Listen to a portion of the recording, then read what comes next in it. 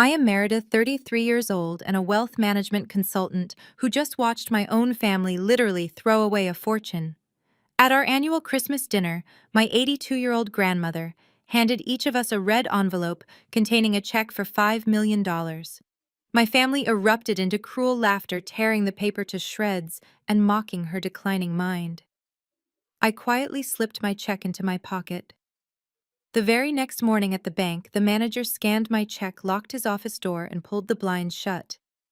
He looked at me with pure terror and told me this was not a bank draft, but a trigger code for something much bigger. Before I continue the story, let me know where you are watching from in the comments below. Hit like and subscribe if you have ever had to stand up to a toxic family member who constantly underestimated your worth. The dining room inside my parents' sprawling Connecticut estate was suffocatingly warm, filled with the scent of roasted duck and the overwhelming arrogance of people who believed their own lies. We were seated around the massive mahogany table, crystal glasses gleaming under the chandelier. Grandma Beatrice sat at the far end. She had been living with my parents for the last 3 years, largely ignored and treated like a nuisance who had overstayed her welcome.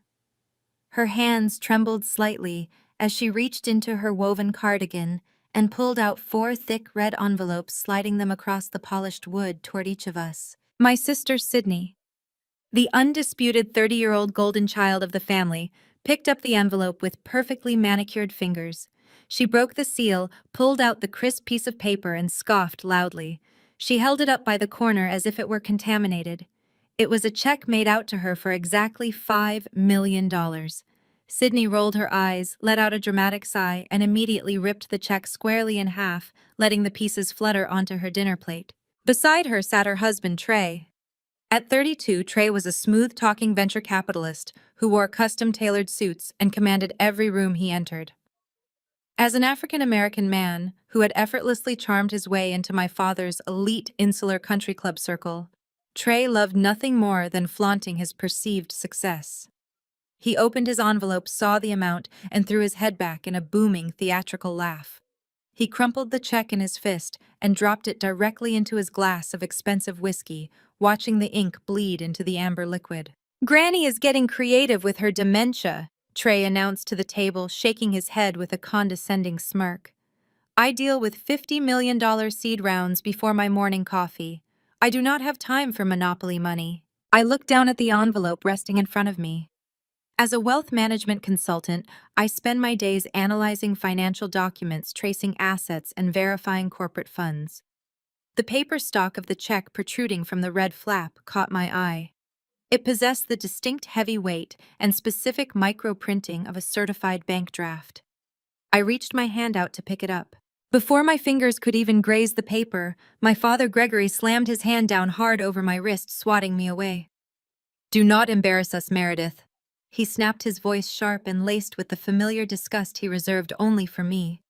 "You are always begging for scraps. Leave the garbage on the table." I pulled my hand back, the sting radiating up my forearm, but the physical pain was nothing compared to the anger boiling in my chest. "Begging for scraps," I repeated, keeping my voice dangerously level. "I asked you to co-sign a $5,000 student loan 10 years ago so I could finish my finance degree. You looked me in the eye and told me to figure it out myself because my career choice was a joke. Yet you wrote Trey a $2 million blank check to fund his venture capital startup just last year without a single piece of collateral." My mother Carolyn slammed her wine glass down, the liquid sloshing over the rim. "Do not you dare raise your voice to your father in this house," she hissed, her diamond necklace catching the light as she glared at me. "Trey is a visionary. Your sister married a winner who actually knows how to multiply wealth. You manage other people's money for a mediocre salary while living in a cramped apartment. Do not project your pathetic jealousy onto your sister's successful marriage." I looked over at Grandma Beatrice. She simply sat there, a vacant, confused smile plastered on her wrinkled face as my family degraded her holiday gift. But for a fraction of a second, I caught a sharp, piercing glint in her eyes. It was not the look of a senile old woman losing her grip on reality.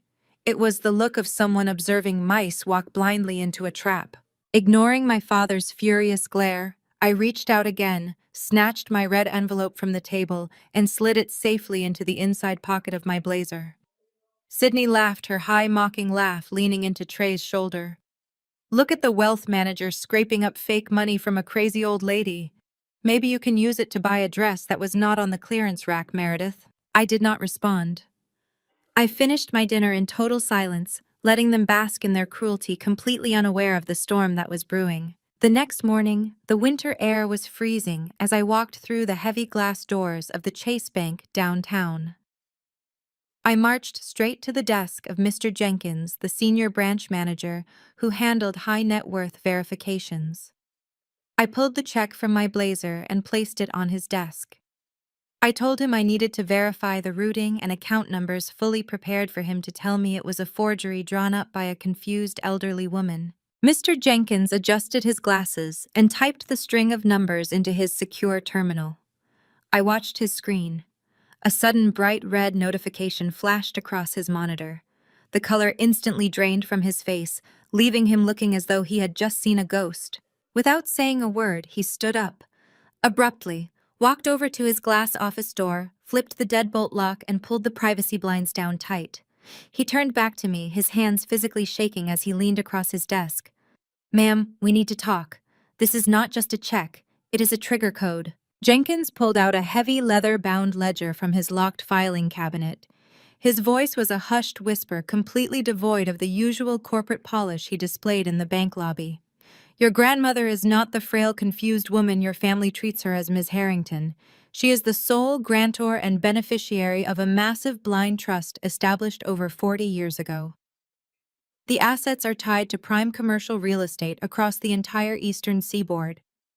We are talking about liquid and fixed assets totaling over $80 million. I sat frozen in the leather guest chair, my breath catching in my throat. $80 million.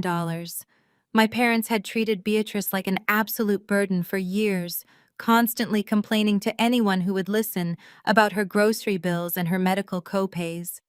Gregory had even threatened to put her in a state-funded nursing facility just last month, claiming she was a financial drain on his lifestyle. Jenkins slid a single, pristine sheet of paper across the desk. Those checks were not a holiday gift, Meredith. They were a highly calculated behavioral test. The trust carries an ironclad no-contest clause specifically designed to weed out greedy, ungrateful beneficiaries. The moment your sister and your brother-in-law tore up those checks, they triggered an automatic and irreversible disinheritance protocol. The checks were encoded with a digital watermark. By rejecting the initial $5 million distribution with malicious intent, they legally forfeited any right to the greater estate. My mind raced to process the information. As a wealth management consultant, I had seen complex estate planning and ruthless corporate maneuvering, but nothing this brilliantly deceptive. Beatrice had sat at that dining table playing the role of a senile old woman, watching her own bloodline fail a character test she had masterfully engineered. "You are the only one who kept the check." Jenkins continued, his eyes darting nervously toward the locked office door. "You are now the sole legal heir to the entire $80 million trust. I just need your signature to initiate the transfer of control." Before I could even reach for the pen, a violent pounding rattled the frosted glass of the office door. The heavy, aggressive thuds echoed loudly through the quiet bank lobby. I turned around and saw the towering frame of Trey looming on the other side of the glass. He was wearing his signature-tailored charcoal suit, his face contorted in absolute rage. "Open this door right now, Jenkins!" Trey shouted, his deep voice easily carrying through the thick glass partition. My heart slammed against my ribs.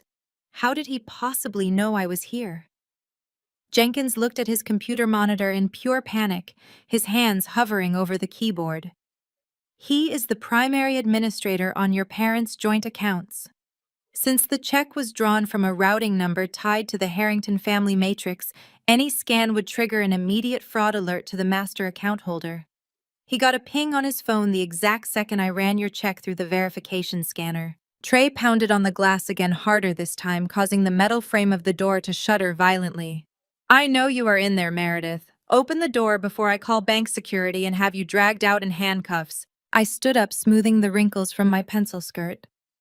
I deal with aggressive corporate egos every single day of my life. I was not going to cower in a bank office, especially not to a man who had leeched off my family for years. I stepped past Jenkins, reached for the handle, and unlocked the door. Trey shoved the door open so hard it slammed into the wall behind it. He stormed into the room, his expensive cologne filling the small space, and immediately directed his towering anger at the bank manager. "Are you completely out of your mind?" Jenkins Trey demanded, leaning over the desk and planting his hands firmly on the polished wood. "You are attempting to process a high-yield bearer instrument from an account flagged for senior cognitive decline. That violates all anti-money laundering regulations and every single fiduciary standard in the corporate handbook. I will have your financial license revoked by noon and your entire branch audited by Friday morning." Jenkins shrank back into his chair, visibly overwhelmed by the rapid-fire venture capital jargon. Trey was a master at using aggressive financial terminology to bulldoze anyone in his path. It was the exact same tactic he had used to squeeze a $2 million investment out of my father for his tech startup, while I was forced to work 3 jobs just to pay my own rent. Trey then turned his glaring eyes to me, looking me up and down with utter contempt. "And you? I knew you were desperate, Meredith, but this is a new low even for the family disappointment. Stealing a fake check from a woman who does not even know what year it is. You really thought you could walk in here and cash a $5 million piece of scrap paper? You are a glorified accountant. You do not have the clearance or the pedigree to handle this kind of capital." I crossed my arms, refusing to break eye contact with him. "It is not fake, Trey. And if you had bothered to treat Beatrice with a single ounce of respect last night, you would know that. The money is entirely real, and because you and Sydney treated it like garbage, it is all mine now." Trey let out a booming, patronizing laugh that mirrored his cruel behavior at the Christmas dinner. He straightened his silk tie and reached into his sleek leather briefcase. "You think you are so smart?" he said, pulling out a thick notarized document and slapping it down heavily right over my grandmother's check. "You think I would leave a massive financial loophole like this open? I run $50 million funds. I protect my investments against liabilities like you." I looked down at the document on the desk. The bold header read, "Durable Power of Attorney and Medical Proxy." My stomach dropped to the floor. "My sister-in-law has a well-documented history of severe mental instability." Trey announced, his voice dripping with venom as he spoke directly to Jenkins. "5 years ago, when she suffered her little depressive breakdown, her father granted me full legal conservatorship and power of attorney over her financial decisions. She is not legally competent to authorize any transfers whatsoever." "That was 5 years ago," I fired back, my voice rising in defense. "I was grieving a bad breakup and dealing with burnout. I was not institutionalized. That document is expired and you know it." Trey smiled, a cold, calculated grin that showed perfectly white teeth. "It is active until a judge says otherwise in a court of law." He turned back to the bank manager, his tone dropping to a lethal, commanding whisper. "You are going to take that check, Jenkins. You are going to bypass the holding period, and you are going to wire those funds directly into my venture capital operating account right now. If you do not, I will walk straight to the police station across the street. I will have my sister-in-law arrested for elder financial abuse, and I will name you as her primary co-conspirator." I did not flinch. While Jenkins trembled in his leather chair, terrified of the aggressive venture capitalist standing over him, I simply reached out and pulled the thick, notarized document from beneath Trey's manicured hands. "I deal with fraudulent claims, shell companies, and desperate executives every single day of my professional life." My eyes scanned the heavy cardstock, bypassing the intimidating legal jargon and zeroing in on the metadata block printed at the very bottom margin. Trey relied on his imposing presence and aggressive intimidation to blind people to the fine print. But I am a wealth management consultant. I live in the fine print. I ran my finger over the electronic signature validation code. I looked up at him and let out a sharp, genuine laugh. "You are sloppy, Trey." His smug expression faltered for a fraction of a second. "What are you talking about?" I slid the document back across the mahogany desk, tapping my fingernail against the bottom left corner. "You drafted this power of attorney using an electronic signature platform. The validation timestamp right here shows it was executed on October 14th, exactly 5 years ago. I leaned forward, lowering my voice to a lethal, unwavering register. But the IP address, logged in the digital certificate, traces back to a server protocol that did not exist until a software update 3 years ago. You did not get my signature 5 years ago, when I was vulnerable. You backdated this document last night using cheap spoofing software. Trey's jaw tightened. The veins in his neck pulsed against his crisp silk collar. If you try to process a forged power of attorney to siphon $80 million from a blind trust, I will not just call the police. I continued, my voice steady and cold. I will call the Securities and Exchange Commission. I will report you for wire fraud, identity theft, and federal banking violations. I will trigger an immediate freeze on every single one of your seed rounds. Your investors will flee before the ink dries on your arrest warrant. Do you really want to play financial roulette with me? Trey stood perfectly still. The arrogant bravado melted away, replaced by the cornered look of a man who realized he had brought a knife to a gunfight. He snatched the forged document off the desk, shoved it into his leather briefcase, and took a step back toward the glass door. "You are going to regret this," he snapped, his voice tight with barely suppressed rage. He pulled his smartphone from his pocket, his thumbs flying across the screen. "You just started a war you do not have the capital to finish." He pushed the office door open and stormed into the main bank lobby. Through the glass partition, I watched him put the phone to his ear, pacing furiously near the teller line. Jenkins let out a massive breath, pulling a handkerchief from his pocket to wipe the sweat from his forehead. "Ms. Harrington," Jenkins stammered, his voice shaking. "I cannot process this transfer under these conditions. The liability is astronomical. We need legal counsel." Before I could assure Jenkins that I would handle the legalities, the heavy double doors at the front of the bank flew open. The freezing winter wind rushed into the lobby, carrying with it the deafening sound of my mother's voice. "Where is she?" Carolyn screamed, her designer fur coat flapping around her ankles as she marched past the security guard. Gregory was right behind her, his face flushed red with fury. Trey had called in the reinforcements. My parents did not care about banking decorum. They operated on the belief that whoever yelled the loudest controlled the narrative. Carolyn spotted me through the glass walls of Jenkins's office and charged forward. She threw the door open, ignoring the bank manager entirely. "You ungrateful, malicious little thief!" Carolyn shouted, pointing a shaking finger at my face. Every customer and teller in the lobby stopped dead, turning their attention to the spectacle. "You are stealing from a senile old woman. My mother is 82 years old. Her mind is gone. And you dragged her to a bank to manipulate her into signing over her life savings." I stood up, keeping my posture rigid. "I did not bring Beatrice here, Mother. She handed me a check last night at your dinner table. The same check you allowed your golden child and her husband to treat like garbage." Gregory stepped into the office, his imposing frame blocking the doorway. He pointed directly at Jenkins. "I am Gregory Harrington. I sit on the board of 3 regional development firms. If you process a single dime for this woman, I will personally see to it that you are fired by the end of the day. My daughter is mentally unstable and is actively attempting to defraud a vulnerable senior citizen. Cancel the transaction immediately." "It is not a transaction," Gregory fired back, refusing to call him Dad. "It is a legally binding trust trigger, and your precious son-in-law just tried to steal it with a forged document."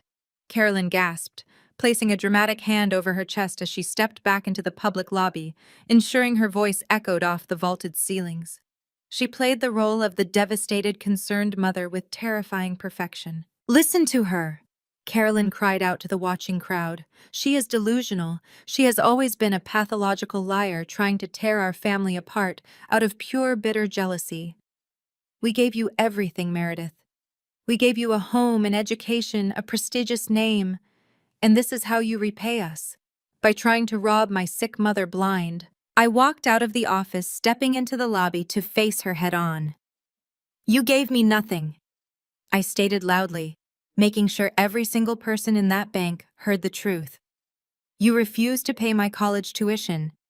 You forced me to take out predatory loans while you handed Sydney a down payment for her penthouse. You invited me to Christmas dinner just so you could mock my career. You do not care about Beatrice. You only care that she gave her money to the daughter you despise." Gregory's face twisted into an ugly sneer. He took a threatening step toward me, towering over my frame. "You listen to me, you worthless little rat. You are going to sign a relinquishment form right now, or I will destroy your career. I will call your firm. I will tell them you are under federal investigation for elder abuse. You will never work in wealth management again." I held my ground, my chin raised. "Call them. My firm knows my track record. Yours knows you fund Ponzi schemes." Carolyn lost whatever shred of composure she had left. Her face went pale, then violently red. She marched right up to my face, her voice rising to a hysterical screech that silenced the entire building. "This is exactly why we should have left you at that group home," she screamed, the words ripping out of her throat like jagged glass. "You have bad blood. You always had bad blood. We should have never brought you into this family." The bank lobby went dead silent. The only sound was the faint hum of the heating vent above us. I stood completely paralyzed.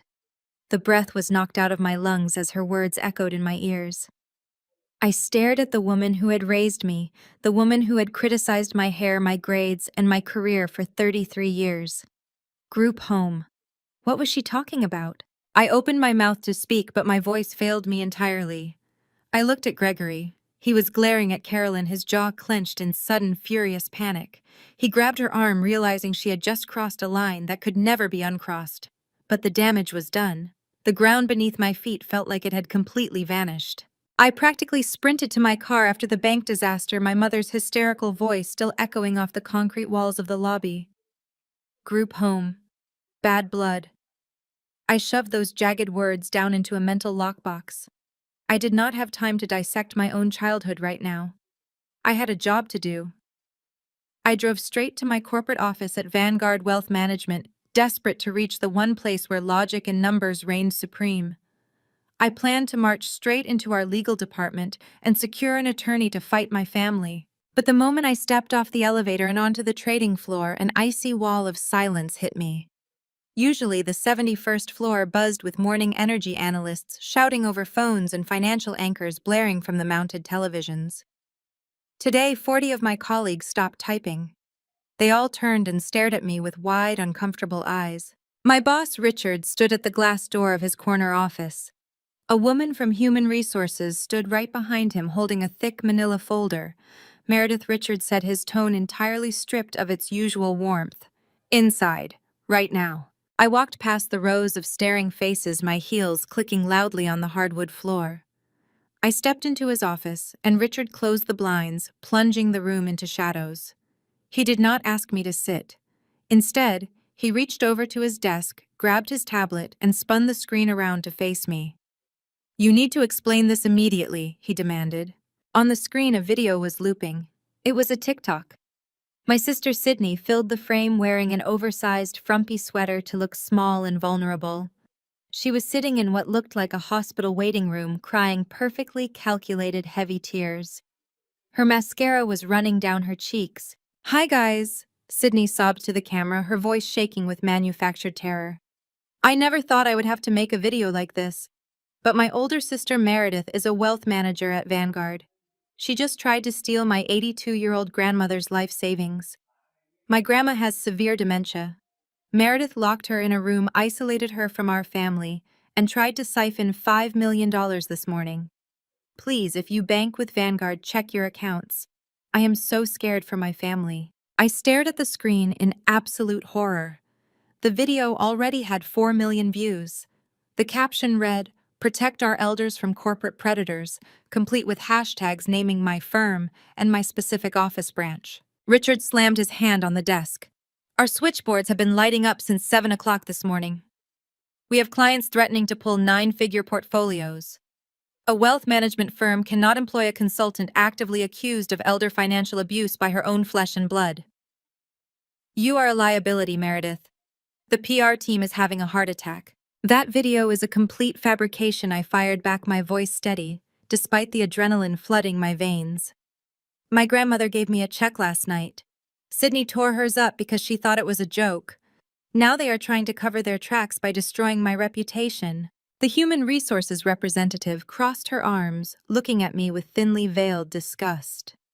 Your sister provided an active power of attorney document to the press, proving she and her husband are the legal guardians. She looks genuinely traumatized, Meredith. Why would your own sister lie on a global platform? I leaned over Richard's desk, placing both my hands flat on the glass surface. I looked straight into the eyes of the HR representative. Because playing the victim is Sydney's full-time job, I stated, enunciating every single word. I asked them if a woman crying on command for social media clout was really the ultimate authority on truth. I told them exactly who my sister was. I asked Richard if he wanted to know about the time Sydney stole my Honda Civic on the night of her senior prom. She drove drunk, wrapped the car around a telephone pole, and fled the scene. She crawled into my bed, sobbing, covered in glass and smelling of vodka, begging me to save her. My parents found the wreck. They dragged me out of bed, drove me to the police station, and forced me to take the criminal charge. They told me I had to take the fall because Sydney had an Ivy League scholarship, and I was just going to a state school anyway. I took the blame. I took the probation. That is the girl crying on your screen. She destroys things and points the finger at me. Richard looked away, his jaw tight. He let out a heavy sigh, rubbing his temples. I believe you, Meredith. You are the sharpest consultant on this floor. But belief does not pay our shareholders. Cancel culture does not care about the truth. It cares about optics. Effective immediately, you are suspended without pay, pending a full internal and legal investigation. Hand over your corporate badge and your laptop. I did not argue. Arguing with a corporation protecting its bottom line was a waste of breath. I unclipped my security badge from my lapel, set it on the glass desk alongside my company phone and laptop, and walked out. I kept my head high as I marched back across the trading floor, refusing to give my staring coworkers the satisfaction of seeing me break. I took the elevator down to the underground parking garage and got into my car. The silence of the vehicle was deafening. My family had successfully stripped me of my inheritance, my job, and my public reputation in less than 24 hours. But I still had my private assets. I had been saving a massive emergency fund for years, building a pristine 820 credit score. I would simply liquidate my stock portfolio, hire the most ruthless corporate defense attorney in the state, and sue Trey and Sydney for defamation. I pulled out my personal cell phone and opened my secure financial banking application. I needed to check my global credit report to verify my liquid borrowing power for the attorney retainer. I logged in and waited for the dashboard to load. A bright red warning banner flashed across the top of my screen. Critical alert. Account delinquent. My brow furrowed. I tapped the alert, drilling down into my active credit lines. I expected to see my standard credit card and my modest auto loan. Instead, a wall of massive red numbers populated the screen. My heart completely stopped. There were 3 separate commercial mortgages listed under my Social Security number. Each mortgage was tied to a massive, depreciating commercial warehouse in an industrial sector I had never even visited. The total principal borrowed against my name was $12 million. All 3 loans were currently 90 days past due and marked as severely defaulted. My perfect credit score had plummeted to 410. I stared at the screen, my vision blurring as the horrific reality washed over me. I looked at the originating lender for the 3 defaulted mortgages. It was a subsidiary shell company managed by Trey's venture capital firm. My family had not just tried to steal my inheritance today, they had already stolen my identity years ago. They had secretly forged my signature to take out millions of dollars in toxic commercial debt, using my pristine credit to artificially fund Trey's failing business empire. I was completely bankrupt, massively in debt, and legally tied to a financial crime. I did not waste a single second staring at that glowing red screen. I threw my car into drive and sped out of the underground parking garage. The $12 million in fraudulent commercial debt was not just a crime. It was an act of financial terrorism committed by my own blood. I merged onto the highway, pointing my car straight toward the affluent suburbs of Connecticut. My parents thought they could destroy my career and steal my identity in the same morning to cover their own massive failures. They severely underestimated the woman they had spent 33 years pushing into the shadows. I bypassed the main entrance of my parents' sprawling estate, parking my car 2 blocks away on a quiet side street. I knew the security system blind spots perfectly from my teenage years of sneaking out. I slipped through the dense manicured hedges lining the perimeter of the backyard and crept silently toward the massive limestone patio. The smell of expensive cigar smoke and top-shelf bourbon drifted through the freezing winter air. I crouched behind a heavy stone planter and peered through the branches. Sitting around the outdoor fire pit were Gregory Trey and a third man I recognized instantly from my work in wealth management. His name was Arthur Vance, a ruthless probate attorney, notorious in elite circles for helping wealthy families quietly strip assets from elderly relatives. A thick stack of legal binders rested on the glass table between them. "We need the judge to sign the emergency order by tomorrow morning," Trey demanded, swirling the amber liquid in his crystal glass. "Meredith knows about the $80 million blind trust. She already tried to process the trigger check at the bank today. If she gets legal representation and formally accepts the beneficiary status, my venture capital firm is completely dead." Vance adjusted his wire-rimmed glasses and tapped a gold pen against the legal pad. "The medical proxy you provided is solid, Trey, but securing a permanent conservatorship requires absolute proof of severe cognitive decline. We are petitioning the court to strip your grandmother of all human rights and financial autonomy. We are legally declaring her an incapacitated ward of the state, so Gregory can redirect the trust assets as her next of kin. Judges do not sign off on that overnight without overwhelming medical evidence." She gave her grandchildren blank checks for $5 million and smiled at the wall. Gregory snapped, leaning forward into the firelight.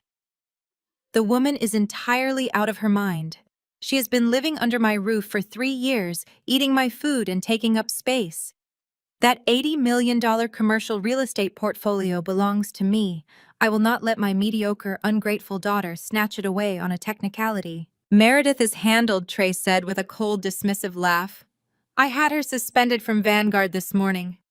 Sydney posted a video accusing her of elder abuse that is currently destroying her entire professional reputation online. She has no job, no income, and absolutely no way to hire a litigator to fight us for the trust." Vance frowned, flipping through a separate file folder. "I am looking at the risk assessment for your venture capital firm, Trey. If Meredith somehow manages to pull her personal credit report, she is going to see the 3 commercial mortgages you defaulted on. Tying $12 million of toxic corporate debt to her social security number was incredibly reckless. If she takes that identity theft to federal regulators, this entire conservatorship strategy will collapse under an SEC fraud investigation." Trey took a long drag from his cigar and blew the smoke slowly into the cold air. "She is not going to federal regulators because she does not even know how to fight back. Forging her signature on those loan documents was the easiest capital I ever raised. Her social security number was still on file from when Gregory drained her childhood savings account a decade ago to cover his own margin calls. She is a useful idiot. She took the blame for Sydney crashing that car in high school, and she will take the fall for my defaulted mortgages now. She is collateral damage." My vision went entirely white. The sheer calculated malice of his words shattered whatever tiny fraction of familial loyalty I had left. I stepped out from behind the stone planter and marched directly onto the limestone patio. The 3 men froze. Gregory dropped his cigar. Vance scrambled to pull the legal binders against his chest.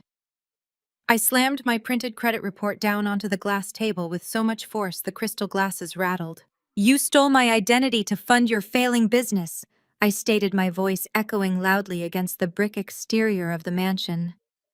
"You forged my signature to take out $12 million in fraudulent commercial mortgages because you are a pathetic, incompetent fraud, Trey.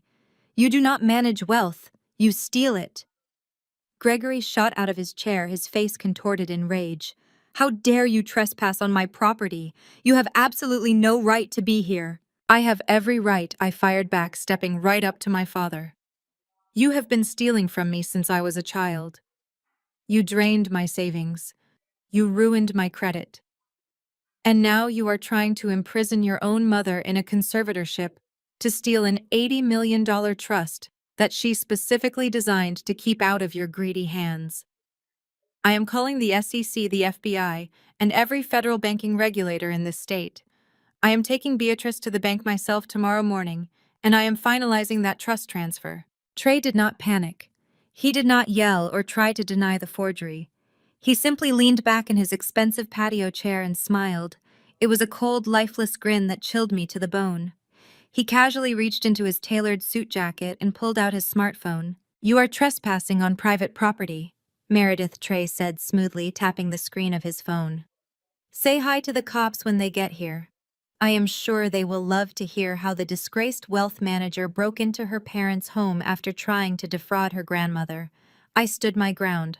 "Call them. We can show them the forged loan documents right now. Go get Beatrice. We will see exactly who is defrauding who." Trey locked eyes with me, his smile widening into something purely evil. "You are a little late for that, Meredith. Grandma is not here." My heart stalled.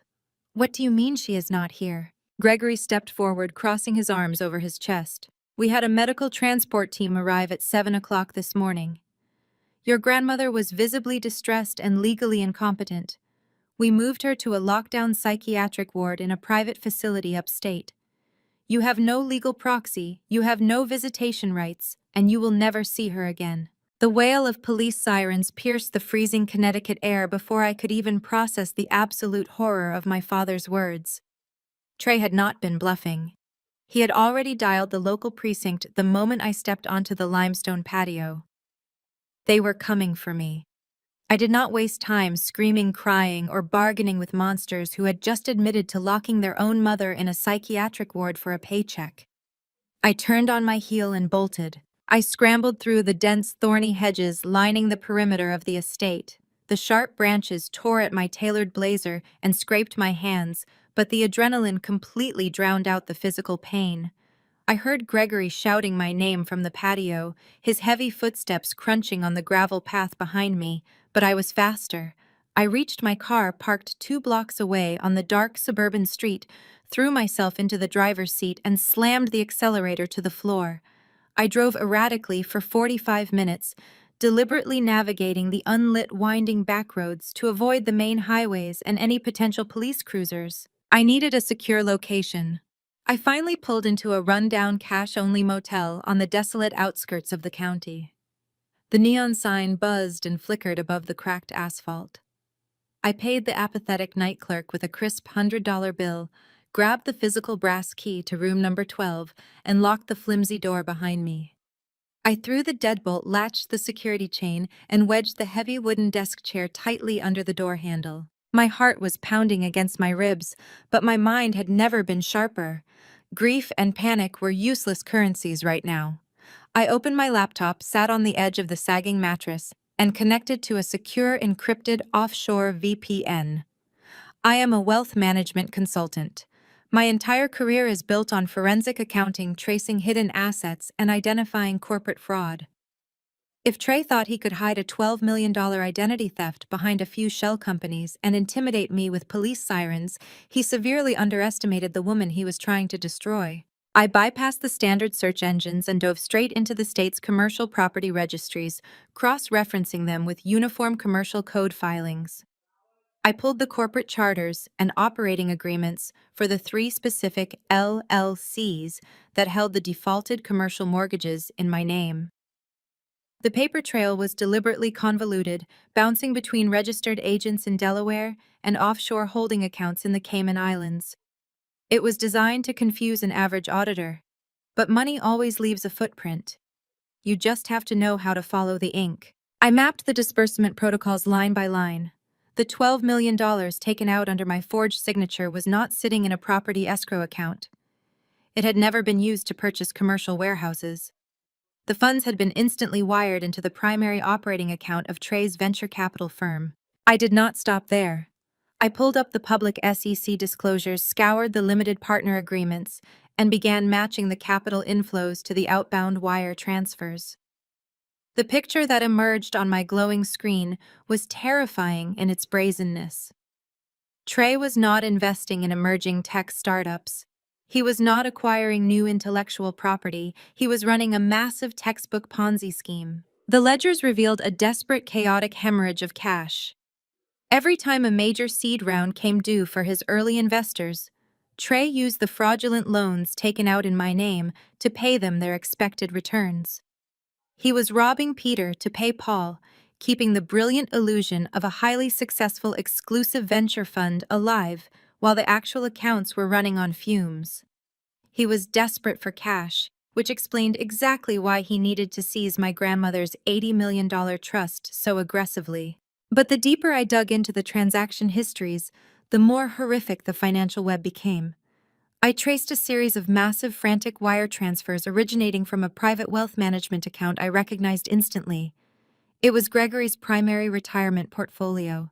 My father, the man who had just threatened to destroy my career, the man who had willingly locked his own mother in a lockdown psychiatric ward to steal her trust fund, had already handed over his entire life savings to Trey.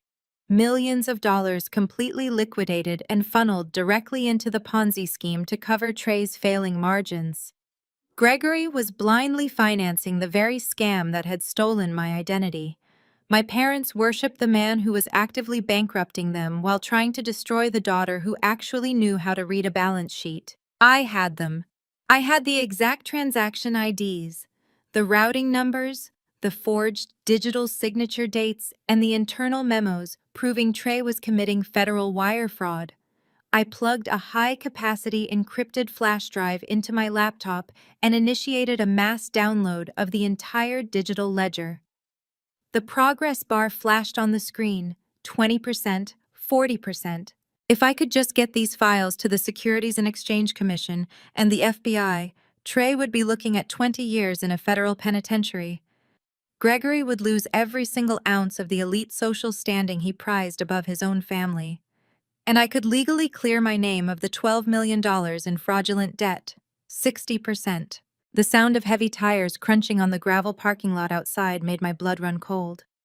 I glanced at the window. A black SUV had pulled up directly outside room number 12. 80%.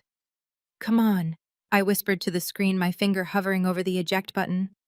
A heavy, suffocating shadow fell across the thin gap beneath the motel room door. Before I could even stand up, the cheap wooden door exploded inward. The deadbolt snapped like a twig, sending the heavy desk chair flying across the stained carpet and smashing into the wall. The freezing night air rushed into the room, followed immediately by Trey. He stepped over the splintered doorframe, his expensive cashmere overcoat standing out sharply against the dingy motel walls. Flanking him were two massive, heavily tattooed men who looked like they broke bones for a living.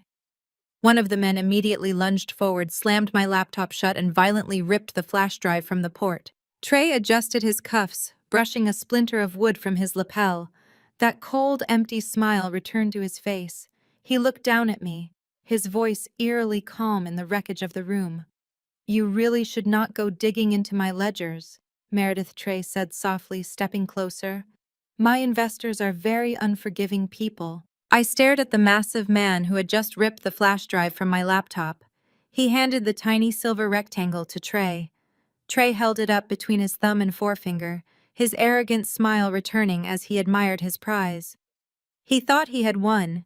He thought I was just a naive consultant playing out of my league. I slowly stood up from the sagging mattress. I reached into my blazer pocket and pulled out my smartphone. I tapped the screen once and turned it around so Trey could see the display. The flash drive was just a local backup, Trey, I said, keeping my voice dangerously steady. What you are looking at on my screen is a scheduled encrypted email. It contains every single transaction ledger, wire transfer receipt, and margin call from your venture capital firm. The recipients are the Securities and Exchange Commission, the FBI Regional Field Office, and the three largest institutional investors in your fund. Trey's smile vanished. The color drained from his face as he stared at the glowing countdown timer on my phone screen. I have it set on a dead man's switch. I continued, my thumb hovering inches above the screen. It is programmed to send automatically in exactly 10 minutes. The only way to stop it is if I manually enter a secondary biometric passcode. If your gorillas touch me, if you try to take this phone, Or if my heart rate spikes and I drop it, that email goes out. Your entire Ponzi scheme becomes public federal record by midnight. The two massive men shifted nervously. They looked at Trey, waiting for an order. Trey clenched his jaw so tightly I could see a muscle jumping in his cheek. He knew I was not bluffing. He knew exactly what an SEC investigation would do to him. The investors he was defrauding were not the kind of people who filed lawsuits. They were the kind of people who made you disappear. Call them off, I demanded. Right now. Trey let out a slow, furious breath. He gave a sharp nod to the two men. They backed away, stepping toward the shattered doorframe. You think you are so smart, Meredith? Trey spat, his voice trembling with contained rage. You think this saves you? You have no job. Your reputation is completely destroyed. You are dead in this town. You cannot hide behind a scheduled email forever. I do not need forever, I replied. I just need you to get out of my room. Trey glared at me with absolute hatred.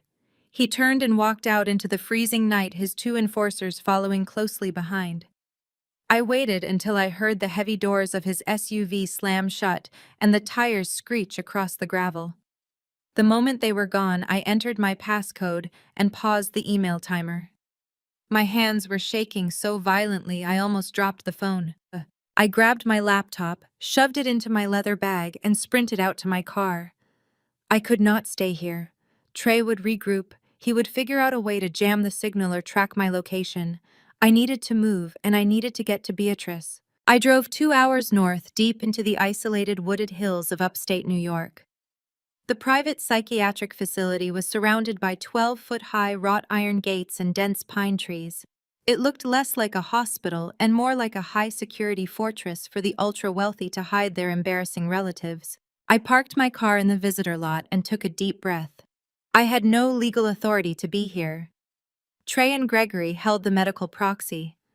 But I knew the healthcare system. I knew corporate compliance, and I knew how terrified private medical facilities were of financial audits. I walked into the brightly lit, sterile lobby. The receptionist sat behind a thick sheet of plexiglass, typing lazily on her keyboard. I slapped my Vanguard Wealth Management corporate badge onto the counter. It was my secondary access card, the one Richard had forgotten to confiscate when he suspended me. Meredith Vance, Senior Compliance Auditor for Vanguard Wealth Management, I stated, using my sharpest, most intimidating corporate voice. I am here to conduct an unannounced financial welfare check on Beatrice Vance. The receptionist frowned and looked at my badge. You cannot see her. She was admitted this morning under a strict psychiatric hold by her legal conservators. No visitors allowed. I leaned close to the plexiglass, narrowing my eyes. I am not a visitor.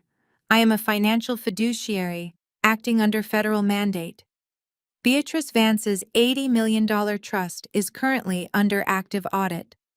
Under the Health Insurance Portability and Accountability Act, specifically, the exemption for external financial auditing and insurance underwriting, I am legally required to verify the physical living conditions of the beneficiary before Vanguard approves the facility funding transfers. If you deny me access, I will flag this facility for Medicare fraud and freeze every single payment coming from her estate. The receptionist blanched. She picked up her desk phone and frantically dialed a supervisor. I could hear panicked whispering. A minute later, a stern-looking facility director marched out from a back office. She inspected my badge, looked at my completely unyielding expression, and sighed. You have 10 minutes, the director said. She is in the restricted wing. Do not upset her. She has severe dementia. A massive orderly escorted me down a long white corridor.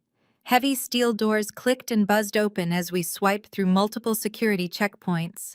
The air smelled strongly of bleach and institutional food. The orderly finally stopped in front of room 412.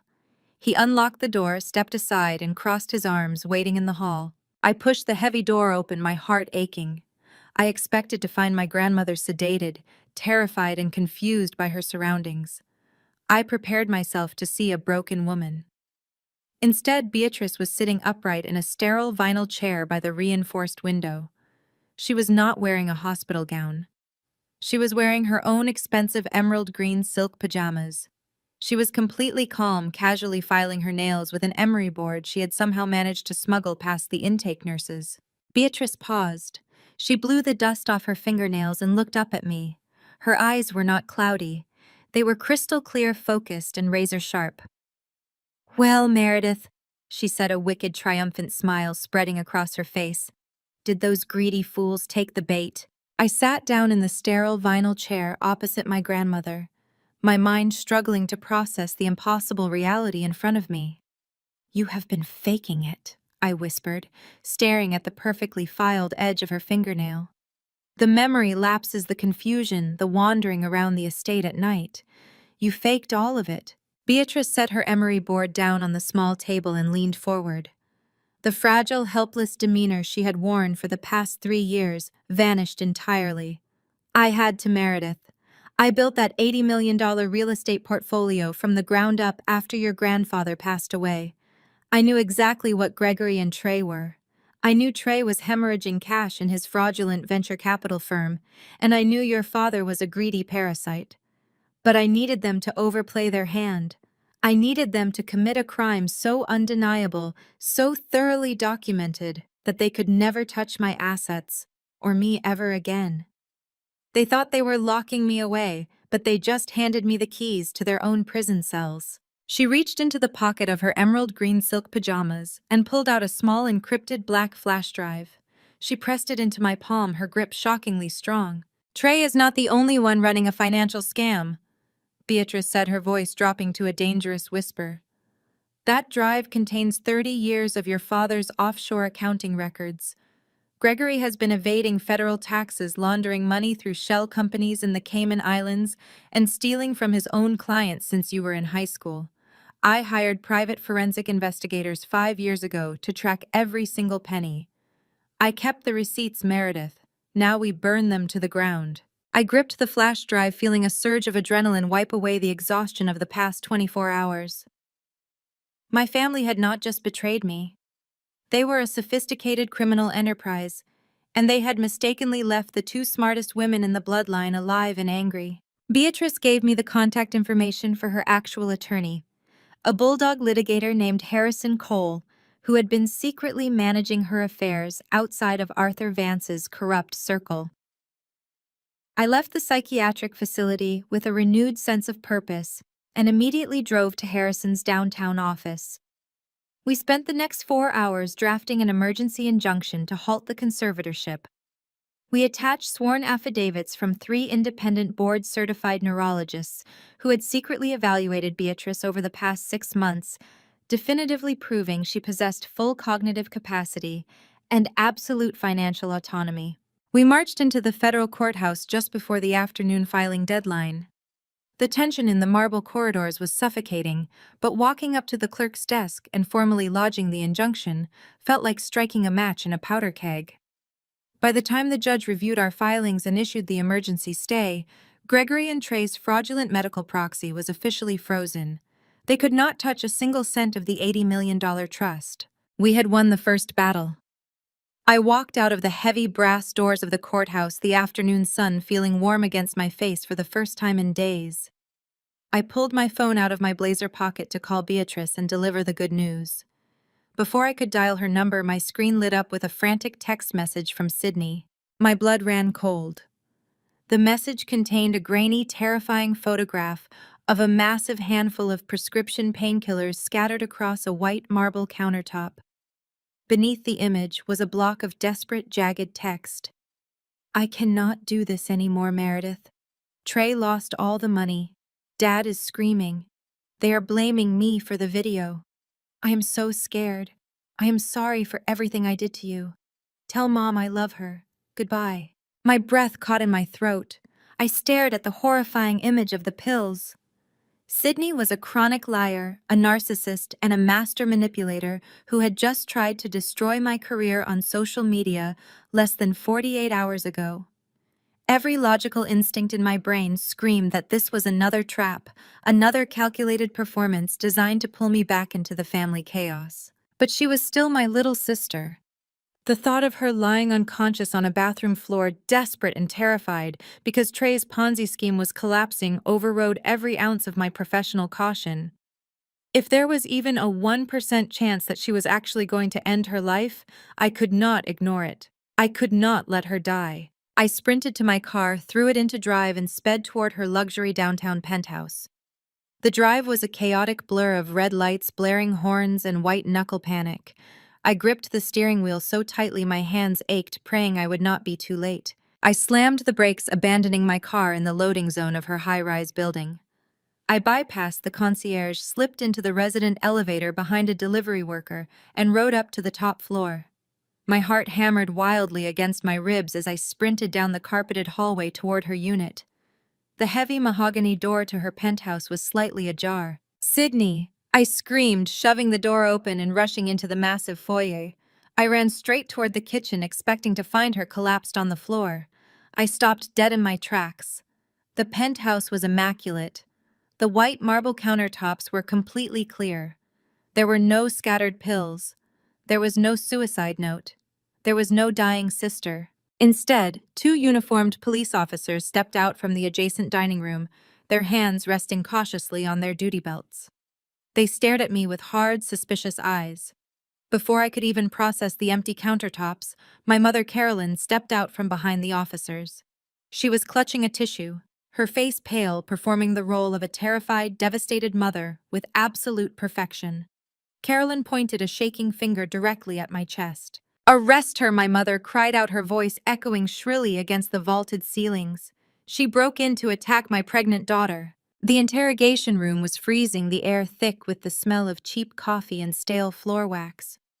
I sat in the hard plastic chair, my hands folded calmly on the metal table.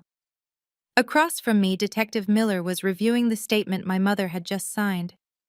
It was a masterpiece of fiction, claiming I had forced my way into the penthouse, assaulted a pregnant woman, and threatened the safety of my own sister. I waited until he looked up, his eyes weary and skeptical. "Detective? I understand why you have to take this complaint seriously," I said, my voice measured and devoid of the panic they expected. "But before you process any charges, I need you to pull up the timestamp and the server metadata on the text message Sydney sent me, the one with the image of the pills." Miller frowned, tapping his pen against the folder. "That is part of our standard evidence collection, Ms. Vance. Why?" "Because it is a fabrication," I replied, leaning forward into the light. "I work in forensic financial consulting. I know how digital footprints work. Trey, my brother, didn't just tell Sydney to send that message. He used an offshore spoofing application routed through a server in the Cayman Islands to mimic her device's signature. That text wasn't sent from the penthouse. It was sent from a burner phone in a basement in the Caribbean. If you run a deep packet inspection on that message header, you will find a non-local IP address that links directly to the same shell company that holds the $12 million in fraudulent debt against my social security number." Miller looked at me for a long, silent moment. He stood up and walked out of the room, leaving me alone with the buzzing fluorescent light. I didn't breathe until he returned 10 minutes later. He wasn't alone. He was holding his tablet, and the expression on his face had shifted from cold professional duty to something bordering on professional awe. "You were right about the IP address," Miller said, his voice lowering. "The server trace leads back to a holding company called VCAP Holdings, the same firm that filed the initial complaint about you." The detective turned to the door, signaling to the officer waiting in the hall. "We are dropping the charges," Miller said. "There is no evidence of a break-in, and the victim or whoever sent that text has vanished. We have the logs, and we have enough to start a preliminary inquiry into your brother's business practices. You are free to go, Meredith. But be careful. If this firm is using offshore servers to manufacture evidence, they are playing a very dangerous game." I thanked him, grabbed my leather bag, and walked out of the precinct into the cool, damp night. I had won this round, but I knew the game was far from over. I felt the familiar weight of the flash drive in my pocket, the one Beatrice had given me, containing decades of Gregory's tax evasion records. I had the leverage now. I had the proof to dismantle their entire world. I climbed into my car, the interior still smelling like stale motel air. My hands didn't tremble this time. I felt a cold, calculated clarity. I was going to beat them at their own game. I pulled my phone out to call Beatrice's attorney and coordinate the next phase of the trust transfer. As the banking app finished its login sequence, a bright flashing notification banner consumed the screen. System alert, account access restricted. My heart didn't just skip a beat. It felt like it had been physically removed from my chest. I tapped the alert, my fingers flying across the glass, trying to navigate to the portfolio dashboard. Access denied. I tried my secondary savings account. Denied. I tried the account that held the emergency fund I had spent 5 years building. Zero.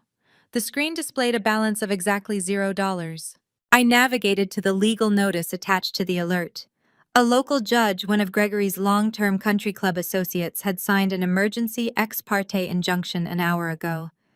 Based on the fraudulent claim that I was an unstable litigious individual attempting to liquidate family assets before a conservatorship hearing, every single one of my liquid accounts was frozen. I sat in the darkness of the parking lot, the engine idling, staring at the empty screen.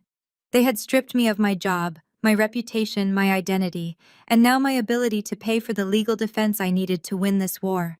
I had the truth, I had the evidence, and I had the flash drive, but I was legally and financially completely bankrupt. I looked at the fuel gauge on my dashboard. Empty. I looked at the glove box. Empty. Trey and Gregory had finally succeeded in cornering me. They hadn't just taken my money, they had effectively deleted me from the financial world. I was a ghost with a flash drive sitting in a car that wouldn't make it to the state line. I took a deep breath and looked up at the stars, trying to find some semblance of a plan in the void. They had played their strongest card, but they had forgotten one fundamental truth about me. I wasn't just a wealth manager. I was the woman who had grown up watching my father steal from me, and I had learned how to survive on absolutely nothing. I started the engine, prayed the fuel pump wouldn't fail, and pulled out of the parking lot. I didn't need a bank account to expose them. I just needed a way to get the data to someone who couldn't be bought. The engine of my car sputtered, the low fuel light glaring at me like a mocking yellow eye. I sat in the desolate police precinct parking lot, completely stripped of my digital existence. My bank accounts were frozen. My credit cards were deactivated. Gregory and Trey had weaponized the legal system to starve me out. They wanted me destitute, panicked, and crawling back to them on my knees. I closed my eyes and tuned out the buzzing streetlights. I needed an analog solution to a digital lockdown. I forced my mind back to the psychiatric ward, to the exact moment Beatrice had pressed the flash drive into my palm. She had pulled me into a fierce, surprisingly strong embrace, her lips brushing my ear. She had whispered a sequence, not a warning but a lifeline. Alpha 749er. Delaware Independent Depository. Box 814.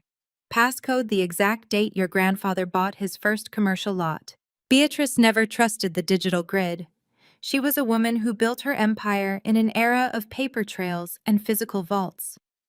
If she had an offshore safety deposit box hidden in Wilmington, Delaware, the corporate secrecy capital of the United States, it held something powerful enough to end this war. But Delaware was hundreds of miles away, and I did not even have the gas money to make it to the state line. I looked down at my hands. The platinum band of my diamond wedding ring caught the faint parking lot light. Beside it, on my left wrist, sat a customized Patek Philippe watch, a luxury timepiece I had purchased to celebrate my first major corporate promotion. They were symbols of a life that no longer existed, a marriage that was a lie, and a career my family had actively destroyed. I put the car in drive and pulled out into the deserted streets. I did not waste time mourning the past. I drove straight to a 24-hour high-security pawn shop located on the gritty edge of the city district. The neon signs flickered against the cracked pavement. I walked inside, ignoring the heavy stare of the armed security guard. The pawnbroker, a cynical man sitting behind bulletproof glass, barely looked up from his tablet. I unclasped the Patek Philippe and slid it through the transaction slot, followed immediately by my wedding ring. The pawnbroker picked up his jeweler loupe. He examined the watch, first his eyebrows raising a fraction of an inch. He checked the serial number, then moved to the diamond ring. "I will give you 3,000 for the pair," he grunted, clearly expecting me to negotiate from a position of absolute desperation. I leaned forward, tapping the thick glass with my index finger. The watch retails for $45,000 and has a pristine service record. The diamond is a flawless 2-carat princess cut, set in pure platinum. I am not here to haggle with you over pennies. I need $8,000 in unmarked, untraceable cash right now. You turn around and sell those to your private buyers tomorrow, you will triple your money by noon. Do we have a deal, or do I walk down the street to your competitor? He stared at me, recognizing the absolute lack of fear in my voice. He opened his cash drawer and counted out $8,000 in crisp $100 bills. I took the money, walked back to my dying car, and drove directly to the international airport. I abandoned the vehicle in long-term parking, knowing it would likely be towed before I ever returned. I walked up to the ticketing counter, paid cash for the first available red-eye flight to Philadelphia, and boarded the plane with nothing but the clothes on my back and the flash drive in my pocket. From Philadelphia, I took a commuter train straight into Wilmington, Delaware. The city was a sprawling hub of anonymous shell companies and corporate tax havens. I navigated the busy morning streets until I found the Delaware Independent Depository. It was a nondescript, windowless limestone building guarded by discreet cameras and heavy steel doors. I walked into the silent, climate-controlled lobby. The attendant behind the polished marble desk asked for my identification. I handed over my driver license, praying the judicial freeze on my finances had not flagged my identity in their private localized system. I am here to access Box 814, I stated clearly. The attendant typed my name into his terminal. He nodded, pulling a biometric scanner onto the counter. Your grandmother designated you as the sole secondary proxy 3 years ago. Please place your hand on the scanner and state the access phrase. I pressed my palm against the glass. October 12, 1978. I said, repeating the date my grandfather closed his first real estate deal. The machine chimed a pleasant green. The attendant stood up, gesturing for me to follow him. He led me through a heavy vault door and into a private windowless viewing room. He placed a long, heavy steel lockbox onto the table, bowed his head, and left me completely alone. I took a deep breath. I expected to lift the lid and find stacks of bearer bonds, emergency cash, or gold reserves. I needed untraceable funds to hire Harrison Cole and fight the conservatorship in federal court. I flipped the heavy brass latches and opened the lid. The box was entirely devoid of money. Instead, it was packed with thick, yellowed manila folders. A sense of crushing disappointment washed over me for a fraction of a second before my investigative instincts kicked in. Beatrice did not leave me money. She left me ammunition. I pulled out the first file. The label read simply Trey. I opened the folder and began spreading the documents across the polished steel table. My heart began to pound against my ribs as I read through original birth certificates, sealed court transcripts, and deeply buried financial disclosures. Trey had spent his entire life leveraging his supposedly elite, affluent African-American lineage. He used that narrative to build his venture capital firm, secure institutional investors, and command absolute authority within our family social circles. He painted himself as the brilliant, highly educated heir to a generational dynasty. Every single word of his history was a calculated, manufactured lie. The documents staring back at me proved that the man calling himself Trey Vance did not exist before 10 years ago. His real name was Marcus Thorne. He was not born into wealth. He had grown up in Nevada, bouncing between state systems before landing a mid-level accounting job. The court transcripts detailed a massive multi-million-dollar corporate embezzlement charge brought against Marcus Thorne exactly 10 years ago. The evidence was overwhelming. He had been weeks away from a 20-year federal prison sentence when he completely vanished. He had fled the state, legally changed his identity through a corrupt proxy, fabricated his entire elite academic and social background, and embedded himself into my father's inner circle. Gregory had not just handed his retirement portfolio over to a bad investor. He had handed it over to a seasoned fugitive felon. I stared at the original signed plea agreements bearing Trey's actual signature.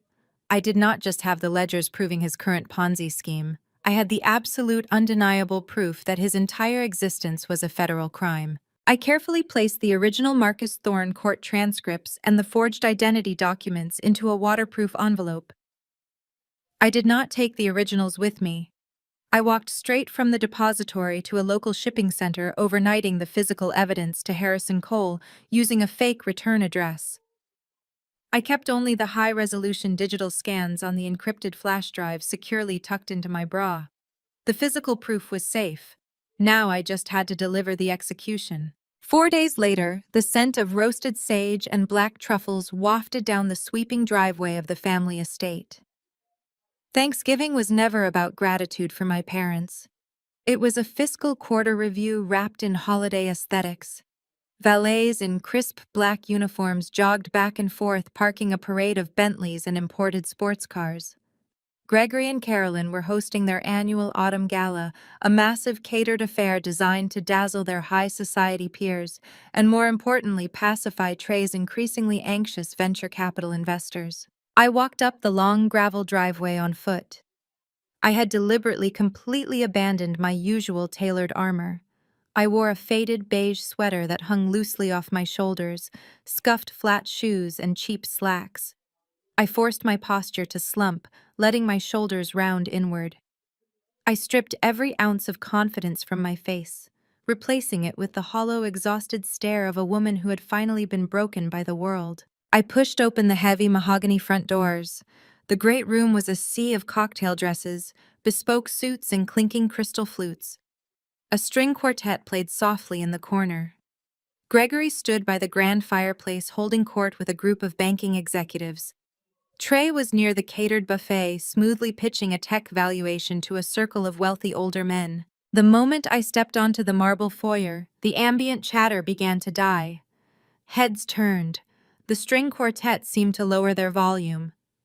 Carolyn spotted me first. She was wearing a stunning crimson gown, a champagne flute gripped tightly in her hand. Her eyes swept over my unkempt hair, my cheap clothes, and my defeated posture. A slow, predatory smile spread across her perfectly contoured face. She did not see a threat. She saw a trophy. "Well, look who finally found her way home," Carolyn announced, her voice pitched loud enough to ensure the entire room stopped to listen. Gregory scowled, excusing himself from his circle to step forward.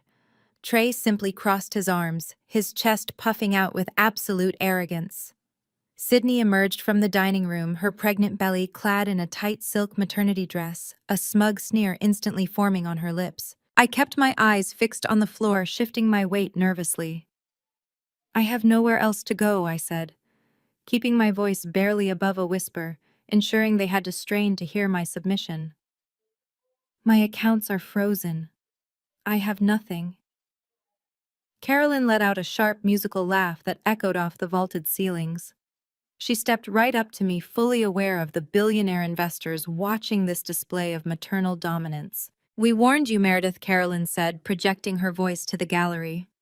"We told you that your reckless independence and your corporate paranoia would ruin you. You tried to destroy your own family, and now look at you. Destitute, crawling back to the people you so viciously attacked." I bit the inside of my cheek until I tasted blood, forcing myself to nod. "I am sorry," I whispered. "You were right. I lost everything." Sydney walked up beside my mother, resting a hand on her stomach. "It is really pathetic," Sydney chimed in, tossing her hair over her shoulder. "But honestly, Mom, I feel bad for her. It is Thanksgiving. We should not leave her out in the cold like a stray dog." Carolyn tapped her chin, feigning deep, benevolent thought. The wealthy guests murmured their approval of Carolyn's supposed grace. "You are right, Sydney. We are a forgiving family." Carolyn turned her gaze back to me, her eyes glittering with pure malice. "We will take you in, Meredith, but you have to earn your keep. You are clearly entirely unfit for the corporate world, but Sydney is going to need help with the new baby. You can move into the small room above the garage. You will be Sydney's live-in nanny and housekeeper. You will clean her penthouse, wash the baby bottles, and handle her errands." A few gasps rippled through the crowd. It was a breathtaking public humiliation. A senior wealth management executive reduced to a maid for the sister who had actively conspired to ruin her life. I looked up, meeting Carolyn's triumphant stare. I let a single pathetic tear slide down my cheek. "Thank you, Mother," I said softly. I appreciate the charity. I will go make myself useful right now. Trey barked a laugh, turning back to his investors. Gregory nodded in grim satisfaction, the ultimate patriarch, restoring order to his house. Carolyn waved her hand dismissively, pointing toward a passing catering waiter. Grab a towel and start pouring the wine, Meredith Carolyn commanded. Do not just stand there taking up space. I grabbed a crisp white linen towel and a bottle of expensive vintage Bordeaux from the catering station. I lowered my head and began weaving silently through the room. They had entirely dismissed me. I was no longer a person to them. I was a prop in their victory lap. They ignored me completely as I refilled glasses and cleared empty appetizer plates. I navigated the room with practiced invisibility until I reached the back corner near the floor-to-ceiling windows. There, standing slightly apart from the sycophants, was Arthur Sterling.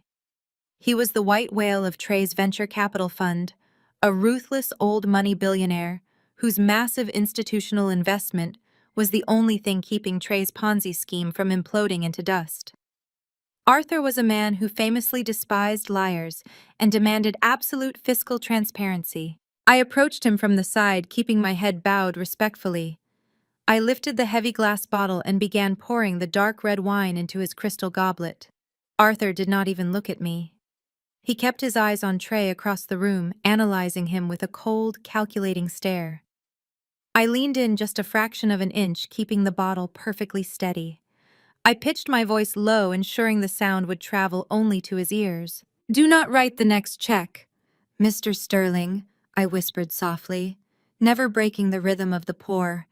Instead, ask Trey why his primary Delaware holding LLC shares the exact same federal tax ID number as a bankrupt corporate shell company registered to a convicted embezzler in Nevada from 2014. Arthur went completely rigid. His hand tightened around the stem of his wine glass. He did not look at me. He did not gasp. But I saw the immediate violent shift in his jawline.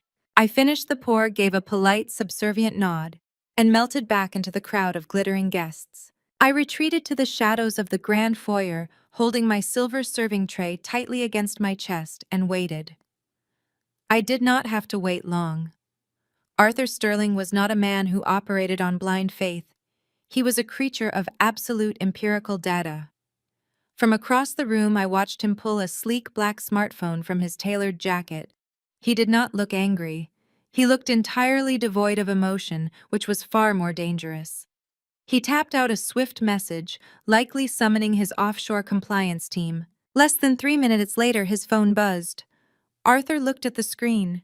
The muscles in his jaw tightened into a rigid, unforgiving line. He had his confirmation. At the center of the great room, Gregory was clinking his spoon against his crystal champagne flute. The gentle melodic chime cut through the ambient chatter, signaling the room to quiet down. The string quartet faded out on a lingering, elegant chord. Carolyn stepped up beside her husband, wrapping her arm through his, projecting the absolute pinnacle of high society matriarchy. Trey stood just to their right, holding a glass of scotch, wearing the smug, satisfied expression of a man who believed he owned the world. "Thank you all for joining our family on this day of gratitude," Gregory boomed, his voice resonating with practiced patriarchal authority. "We have much to be thankful for this year. Our health, our wonderful friends, and the continued unparalleled success of my brilliant son, Trey. His venture capital firm has redefined market growth, and we are thrilled to share this prosperity with so many of you tonight." Gregory raised his glass.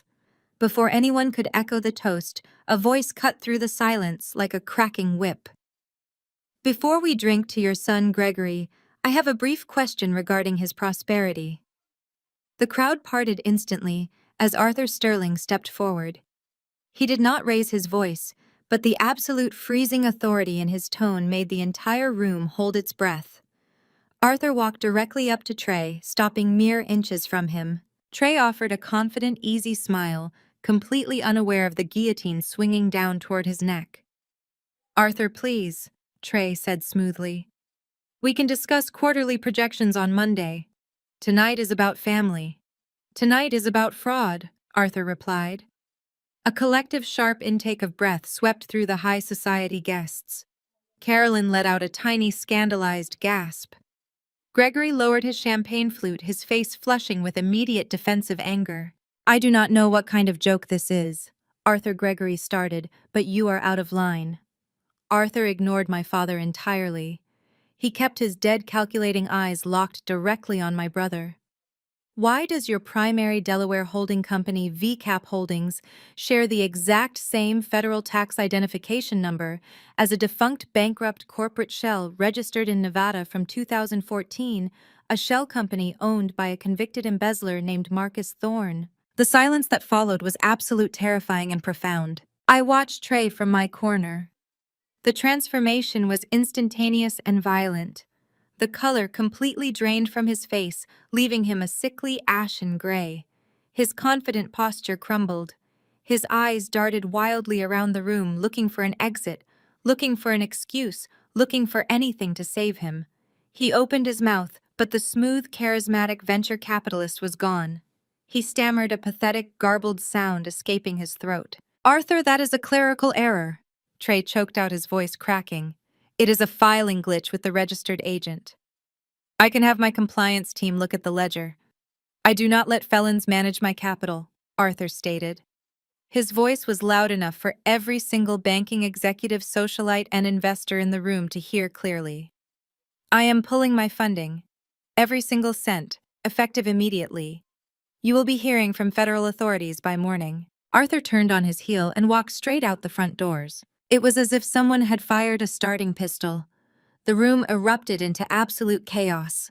The elite guests, terrified of being associated with a collapsing Ponzi scheme and a federal investigation, scrambled for the coat check. Billionaire investors shoved past each other, pulling out their phones, frantically dialing their attorneys and financial advisors. The great room emptied in less than 10 minutes, leaving behind half-finished glasses of champagne and a deafening, ringing silence. Carolyn stood in the center of the wreckage, her hands visibly shaking. She looked around at her ruined gala, her face contorted in sheer horror. Sydney was clutching her pregnant stomach, hyperventilating near the buffet table. Gregory rounded on Trey, his face purple with rage. What the hell was he talking about, Trey? What is a Nevada shell company? What did you do? Trey was pacing the floor like a caged animal. He was sweating profusely, tugging at his expensive silk tie until it came loose. The polished elite veneer was entirely gone, replaced by the desperate feral panic of a cornered criminal. "It is a liquidity squeeze," Trey shouted, his voice shrill and frantic. Arthur, pulling his capital, just triggered an automatic margin call across the entire portfolio. The institutional lenders are going to demand cash by midnight or they seize the assets. "I need capital, Dad. I need cash right now." Gregory stared at him, absolute shock warring with rising panic. "I have no cash, you know that. I liquidated my entire retirement portfolio and wired it to your fund last month. Then leveraged the estate," Trey demanded, stepping aggressively toward my father. "Take out a fourth mortgage on this mansion. Call your private wealth broker right now. We can bridge the gap. We just need 10 million to float the margin call until I can shift the offshore accounts." Gregory stepped back, genuine fear finally breaking through his arrogant exterior. "Are you out of your mind? I am not taking out another mortgage. The house is the only clean asset I have left. I am not risking my home for your mistakes. You fix this, Trey. You fix this right now." Trey stopped pacing. He stood perfectly still in the center of the ruined gala. He looked at Gregory, then at Carolyn, then at Sydney. The desperate panic in his eyes hardened into something venomous, cruel, and completely ruthless. The illusion of Trey Vance, the perfect Ivy League-educated son, shattered entirely. The man standing in the living room was Marcus Thorne. "You do not understand," Old Man Trey snarled, his voice dropping the refined, educated accent he had faked for a decade. "I am not asking for your permission. I am telling you what has already been done." Gregory froze. "What do you mean?" "I forged your signature," Trey screamed, his voice echoing off the marble walls. "I forged your digital signature and mortgaged this entire estate 30 days ago to cover my third-quarter losses. The money is already gone. This house does not belong to you anymore, Gregory. It belongs to the bank." The Thanksgiving gala had ended in a symphony of shattered crystal and guttural screaming. Gregory's roar of pure, unfiltered rage as he realized he was legally homeless still echoed in my ears weeks later. But Trey was a cornered animal, and cornered animals do not simply surrender, they lash out. Using a combination of aggressive legal stalling and desperate promises, he had managed to hold off the institutional lenders just long enough to fast-track the conservatorship hearing. His final, utterly ruthless play was to seize control of Beatrice and her $80 million trust. It was the only pool of liquid capital large enough to cover his fraudulent mortgages, pay off the margin calls, and keep him out of federal prison. The heavy mahogany doors of the federal probate court swung shut, sealing us inside a room that smelled of floor wax and old paper. The air was thick and suffocating. I sat at the plaintiff table beside Harrison Cole, the formidable attorney I had hired with the pawnshop cash. Across the aisle at the defense table sat Trey, Sidney, and Carolyn. Gregory was conspicuously absent, likely barricaded in his stolen mansion with a team of bankruptcy lawyers fighting a war he had already lost. Trey looked immaculate. He wore a conservative navy suit, his posture radiating calm, respectful authority. He did not look like a man whose venture capital firm was secretly hemorrhaging millions. He looked like an embattled patriarch fighting to protect his family. In a move of sheer arrogant brilliance, Trey had filed a motion to act as his own co-counsel alongside Carolyn's high-priced estate lawyers. He wanted the floor. He wanted to control the narrative. When Judge Aris, a stern man with 30 years on the bench, called the hearing to order, Trey stood up and approached the podium. He did not bring notes. He did not look at the legal files. He looked directly at the judge, his face an absolute mask of sorrow and heavy burden. "Your Honor." Trey began, his voice smooth, resonant, and perfectly pitched to convey deep emotional pain. "We are here today because of a tragedy, but not the tragedy of my grandmother's declining health. We are here because of the tragedy of jealousy." Trey gripped the edges of the podium, leaning forward. He began to weave a masterpiece of absolute fiction.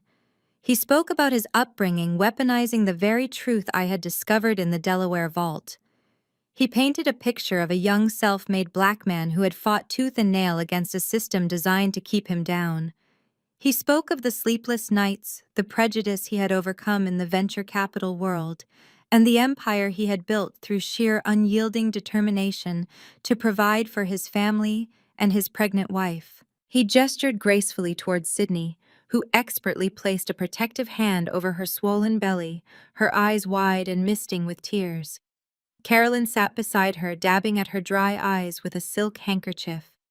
It was a flawless, highly choreographed performance. Then Trey turned his gaze toward me, pointing a steady, accusing finger. "And then there is my sister Meredith Trey," said his voice hardening with righteous disappointment. "A woman who was handed every corporate privilege. A woman who worked in the comfortable, insulated towers of forensic finance, completely shielded from the struggles I faced. When she was terminated from her firm for erratic, unstable behavior, we tried to welcome her home.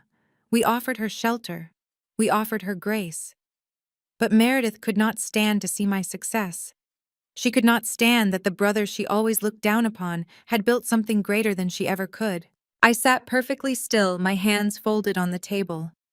Harrison Cole shifted beside me, making a quick note on his legal pad, completely unfazed by the theatrical display. Trey let out a heavy, shuddering sigh, dropping his head for a fraction of a second before looking back at the judge.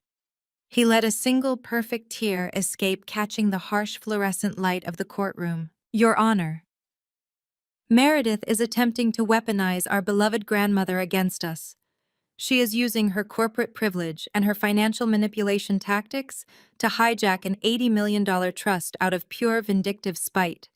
She is trying to destroy a self-made black man and tear a loving family apart because she has nothing left of her own. I am begging this court to grant me conservatorship over Beatrice to protect my grandmother's legacy from a bitter, unstable woman who will not stop until everything we have built is burned to the ground." Trey stepped back from the podium and returned to his seat. The silence in the courtroom was absolute. It was the most compelling, manipulative piece of gaslighting I had ever witnessed. He had seamlessly blended race class and family duty into an impenetrable shield, casting himself as the ultimate victim of my supposed corporate malice. I looked up at the bench. Judge Aris was leaning forward, his hands clasped together. His expression was visibly moved. He looked at Trey with deep respect, then glanced sympathetically at Sydney and her pregnant belly. Finally, the judge slowly turned his gaze toward my table. The warmth entirely vanished from his face, replaced by a cold, hardened glare. He looked at me not as a concerned granddaughter, but as a hostile, destructive threat to a respectable family. Ms. Meredith, Judge Aris said, his voice dropping into a harsh, warning tone. This court does not look kindly on bitter siblings attacking their family's hard-earned success. The heavy silence in the courtroom felt absolute following Judge Aris's reprimand. I felt the collective gaze of the room bearing down on me, heavy with judgment and manufactured pity. Sydney was dabbing her eyes with a tissue, playing the distressed pregnant wife to perfection. Carolyn had her chin tilted up in a portrait of wounded maternal grace, a martyr to my supposed cruelty. Trey wore the solemn, patient expression of a saint enduring persecution, shaking his head slowly as if praying for my soul. I did not break eye contact with the judge. I did not shed a single tear. I did not offer a trembling emotional defense of my character. I simply stood up, smoothing the front of my inexpensive beige sweater, and turned to my attorney. Your Honor, Harrison Cole said, his voice a low, resonant rumble that demanded immediate attention. The defense has presented a highly compelling emotional narrative. We, however, would like to present the math. We request permission to enter Plaintiff Exhibits A through G into the record via visual projection. Judge Aris frowned, his skepticism radiating from the elevated bench, but he gave a curt nod. Proceed, counselor. But keep this strictly relevant to the conservatorship of Beatrice Vance. I stepped out from behind the heavy oak plaintiff table. Harrison smoothly wheeled a digital projector into the center of the floor, connecting it to a secure encrypted laptop. I did not look at my family. I focused entirely on the blank white wall beside the witness stand. I pressed a button on the remote, and the dim courtroom was suddenly illuminated by the stark, undeniable reality of a forensic balance sheet. Your Honor. I began, my voice ringing clear and completely devoid of any emotional inflection. This hearing is to determine the fiscal safety of my grandmother and her $80 million trust. To understand the immediate threat to that trust, we must examine the current financial trajectory of the man petitioning to control it. Let us follow the capital. I clicked the remote. Exhibit A flashed onto the wall. It was a dense network of wire transfers highlighted in bright, glaring red. This is the personal retirement portfolio of Gregory Vance, I stated, pointing a laser at the top of the screen. 30 days ago, it was valued at $12.4 million. On the morning of November 4th, the defendant initiated a series of aggressive wire transfers. He moved those funds through 3 separate intermediary accounts in the British Virgin Islands. The money was washed, divided, and deposited directly into a primary holding LLC registered in Delaware. Gregory stiffened in the gallery. Carolyn's head snapped toward her husband, her flawless, stoic mask cracking for a fraction of a second. I clicked the remote again. Exhibit B appeared. It was a complex digital map of offshore routing nodes and server ping logs. When my brother claimed I was erratic and unstable, he pointed to a series of fraudulent debts taken out against my social security number. I continued my pace, quickening, building a relentless, rapid-fire rhythm. He claimed I was financially incompetent, but deep packet network inspections reveal that the IP addresses used to generate those debts did not originate from my devices. They originated from a spoofed server in the Cayman Islands. A server leased and paid for by that exact same Delaware LLC. Objection, Trey shouted, leaping to his feet, his calm demeanor slipping. This is fabricated digital evidence. She is trying to confuse the court with technical jargon and baseless conspiracy theories. Overruled. Judge Aris barked, his eyes now glued to the projector screen. The paternal sympathy had vanished from his face, replaced by the sharp, predatory focus of a seasoned jurist smelling blood in the water. Proceed, Ms. Meredith. I did not miss a beat. I clicked to Exhibit C. The screen displayed a massive, sprawling schematic of Trey's venture capital fund, cross-referenced with institutional loan documents. This is VCAP Holdings, I said, staring directly at Trey now. The fund my brother claims is a testament to his self-made success. But the math tells a very different story. The fund is entirely illiquid. It is currently facing margin calls across 3 separate institutional lenders. It is short exactly $42 million as of yesterday evening. My brother did not petition for conservatorship out of familial love, Your Honor. He petitioned because Beatrice Vance's trust is the only pool of liquid capital large enough to stop his impending federal indictment for wire fraud. He built a pipeline to siphon her wealth the second you grant him the legal authority to do so. The courtroom erupted into frantic whispers. Carolyn gripped the edge of her wooden table, her knuckles turning bone white. Sydney looked at Trey, sheer unadulterated panic bleeding into her eyes as the reality of her husband's bankruptcy washed over her. Trey was gripping the defense podium so hard the wood groaned in protest. Your Honor, this is an absolute outrage, Trey stammered, his polished, educated accent slipping entirely. She is spinning a web of lies. She has absolutely zero proof regarding the ownership of that Delaware shell company. It could belong to anyone. I waited for the exact right moment. I waited until the entire room hung on his desperate denial. Then I reached into my pocket and pulled out the thick waterproof envelope I had overnighted from the Delaware depository. Harrison Cole took the physical documents, holding them up for the judge to see while I brought up the high-resolution scans on the projector. Exhibit D, I announced, letting my voice drop to a deadly quiet register. The original incorporation documents and tax filings for the Delaware LLC in question. The image on the wall displayed a standard corporate registration form, but the bold black text in the center of the screen was inescapable. As you can see, Your Honor. The tax identification number for the entity currently draining, Gregory Vance's accounts forging my identity, and attempting to seize Beatrice Vance's trust, does not belong to Trey Vance. It belongs to a man named Marcus Thorne. Judge Aris leaned forward, peering over his spectacles, the color draining from his cheeks. And who is Marcus Thorne? Marcus. I clicked to the final slide. Exhibit E. The screen exploded with sealed court transcripts, original Nevada birth certificates, and a federal plea agreement dated 10 years ago. Marcus Thorne is a fugitive felon, I stated, the words striking the silent room like physical blows. He was indicted for a multi-million-dollar corporate embezzlement scheme in Nevada exactly 10 years ago. He fled the state weeks before sentencing, forged a new identity, fabricated an elite academic history, and embedded himself into my family under the name Trey Vance. The man petitioning this court for control of $80 million does not exist. The silence lasted exactly 1 second, then the facade completely obliterated. Shut up, Trey roared. The sound was not human. It was the guttural, violent shriek of a cornered predator.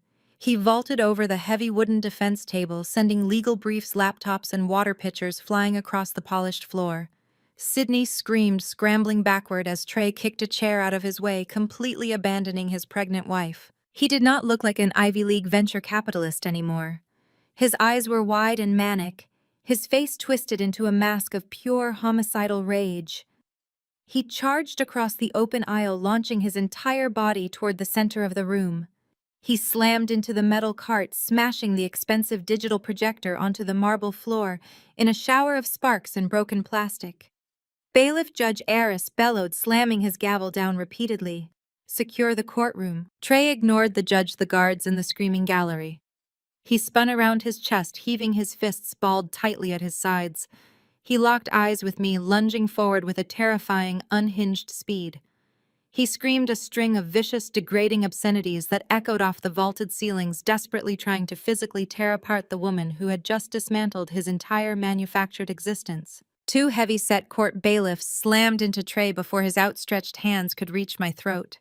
The sheer force of the impact sent all 3 men crashing into the wooden divider, separating the gallery from the floor. The heavy oak splintered. Trey thrashed wildly against the officers, his expensive tailored suit tearing at the shoulder. He kicked, he spat, and he roared, his voice cracking into a feral, unrecognizable shriek. The polished Ivy League venture capitalist was entirely gone, replaced by Marcus Thorne, the violent, desperate fugitive I had just exposed. Judge Aris hammered his gavel with deafening force, standing up behind the elevated bench. "Secure that man and remove him from my courtroom immediately." The sharp, metallic click of handcuffs snapping shut echoed over Trey's obscenities. The bailiffs hauled him to his feet, twisting his arms behind his back. He continued to scream degrading threats at me as they dragged him backward down the center aisle, his expensive leather shoes leaving scuff marks on the polished marble. The heavy double doors swung shut behind them, cutting off his frantic howling, leaving the courtroom ringing with a stunned, electrified silence. I remained standing at the plaintiff table. I did not flinch. I did not adjust my posture. Harrison Cole stood beside me, calmly picking up a piece of the shattered plastic from the destroyed projector, a silent testament to the absolute truth of our presentation. Across the aisle, the defense table was a scene of absolute devastation. Sydney was hyperventilating, clutching her pregnant stomach, her eyes wide with the horrifying realization that the father of her child was a fugitive felon, currently being booked into federal custody. The estate lawyers Gregory had hired at exorbitant rates were hastily packing their briefcases, frantically whispering to each other, clearly preparing to withdraw as counsel before the federal indictments began raining down. But Carolyn did not move. She sat perfectly rigid, her eyes locked on the spot where Trey had just been tackled. I watched the frantic calculations running behind her eyes. The Delaware Shell Company was exposed. Gregory's retirement was gone. The mansion was seized by institutional lenders. Trey was on his way to federal prison. The $80 million trust of Beatrice Vance was the last remaining life raft, and it was rapidly pulling away from her grasp. Carolyn stood up. She shoved her chair back with such force it tipped over and crashed to the floor. The flawless, stoic mask of the high society matriarch shattered completely. She did not look at her weeping daughter-in-law. She did not consult her fleeing attorneys. She marched directly toward the witness stand. Her silk blouse wrinkled, her perfect hair slightly unspooled. "Your Honor, I demand to be heard," Carolyn declared, her voice shrill and trembling with a manic, desperate energy. Judge Aris looked at her with a mixture of pity and deep disgust. "Mrs. Vance, your co-counsel has just been removed from this courtroom under arrest.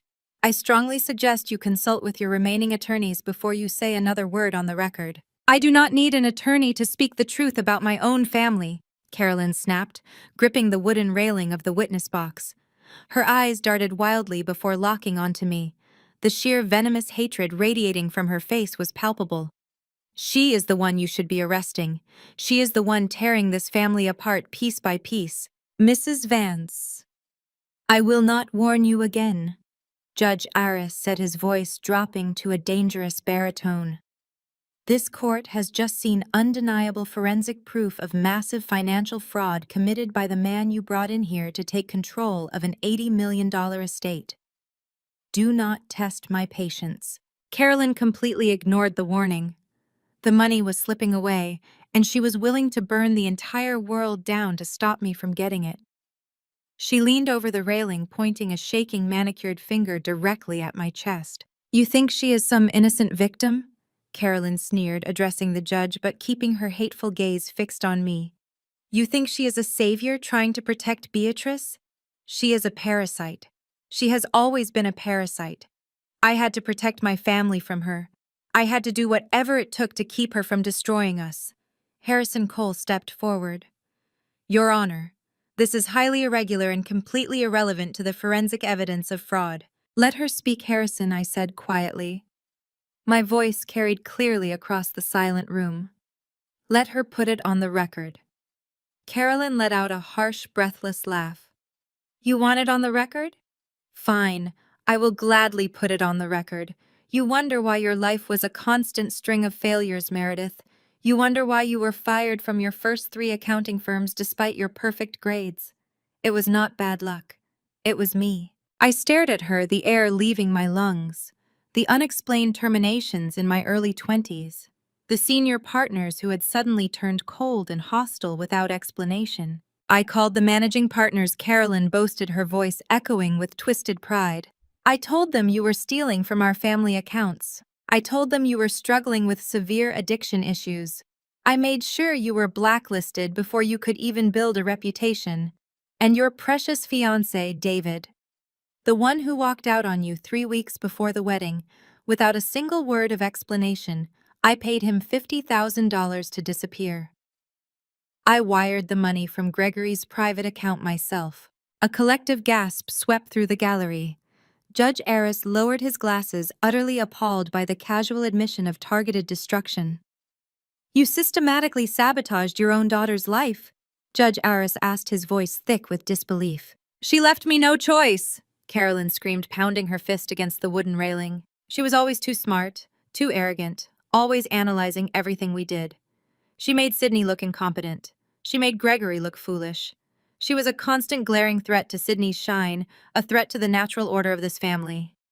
I had to break her down. I had to make her dependent on us so she would stop trying to outgrow her proper place. I stood completely frozen. The betrayal washed over me, not in a wave of sorrow, but in a freezing, clarifying flood of absolute rage. The years of self-doubt, the endless nights, wondering what was wrong with me, the agonizing heartbreak of David leaving. It was not a flaw in my character. It was a calculated, orchestrated execution by the woman standing across the room. You are admitting to tortious interference, defamation, and malicious intent on a federal record, Mrs. Vance, Judge Aris stated coldly. Carolyn waved her hand frantically, entirely unconcerned with the legal consequences of her confession. She was entirely focused on the $80 million. She realized that character assassination was not enough to stop me from taking control of the trust. She needed a legal disqualification. She needed an absolute technicality. None of that matters now, Carolyn shouted, gripping the edges of the witness stand, her face flushed dark red with desperation. The Beatrice Vance Trust has strict, unbreakable stipulations. You all know the law. The principal capital can only be managed by and distributed to direct descendants. It is an ironclad bloodline clause. Judge Aris narrowed his eyes. Ms. Meredith is Beatrice Vance's granddaughter. She is the most qualified direct descendant available to act as conservator. Carolyn threw her head back and let out a sharp, victorious cackle that bordered on absolute hysteria. She looked at the judge, her face twisted in pure, unadulterated malice. She has no legal standing in this family trust, Carolyn screamed, her voice carrying an absolute devastating finality. She is not even a blood relative. We bought her from a junkie teenager when we needed good PR for my husband's political campaign. The echo of Carolyn's words bounced off the marble walls, hanging in the air like toxic smoke. The entire gallery inhaled a collective, sharp breath. For a full 10 seconds, nobody moved.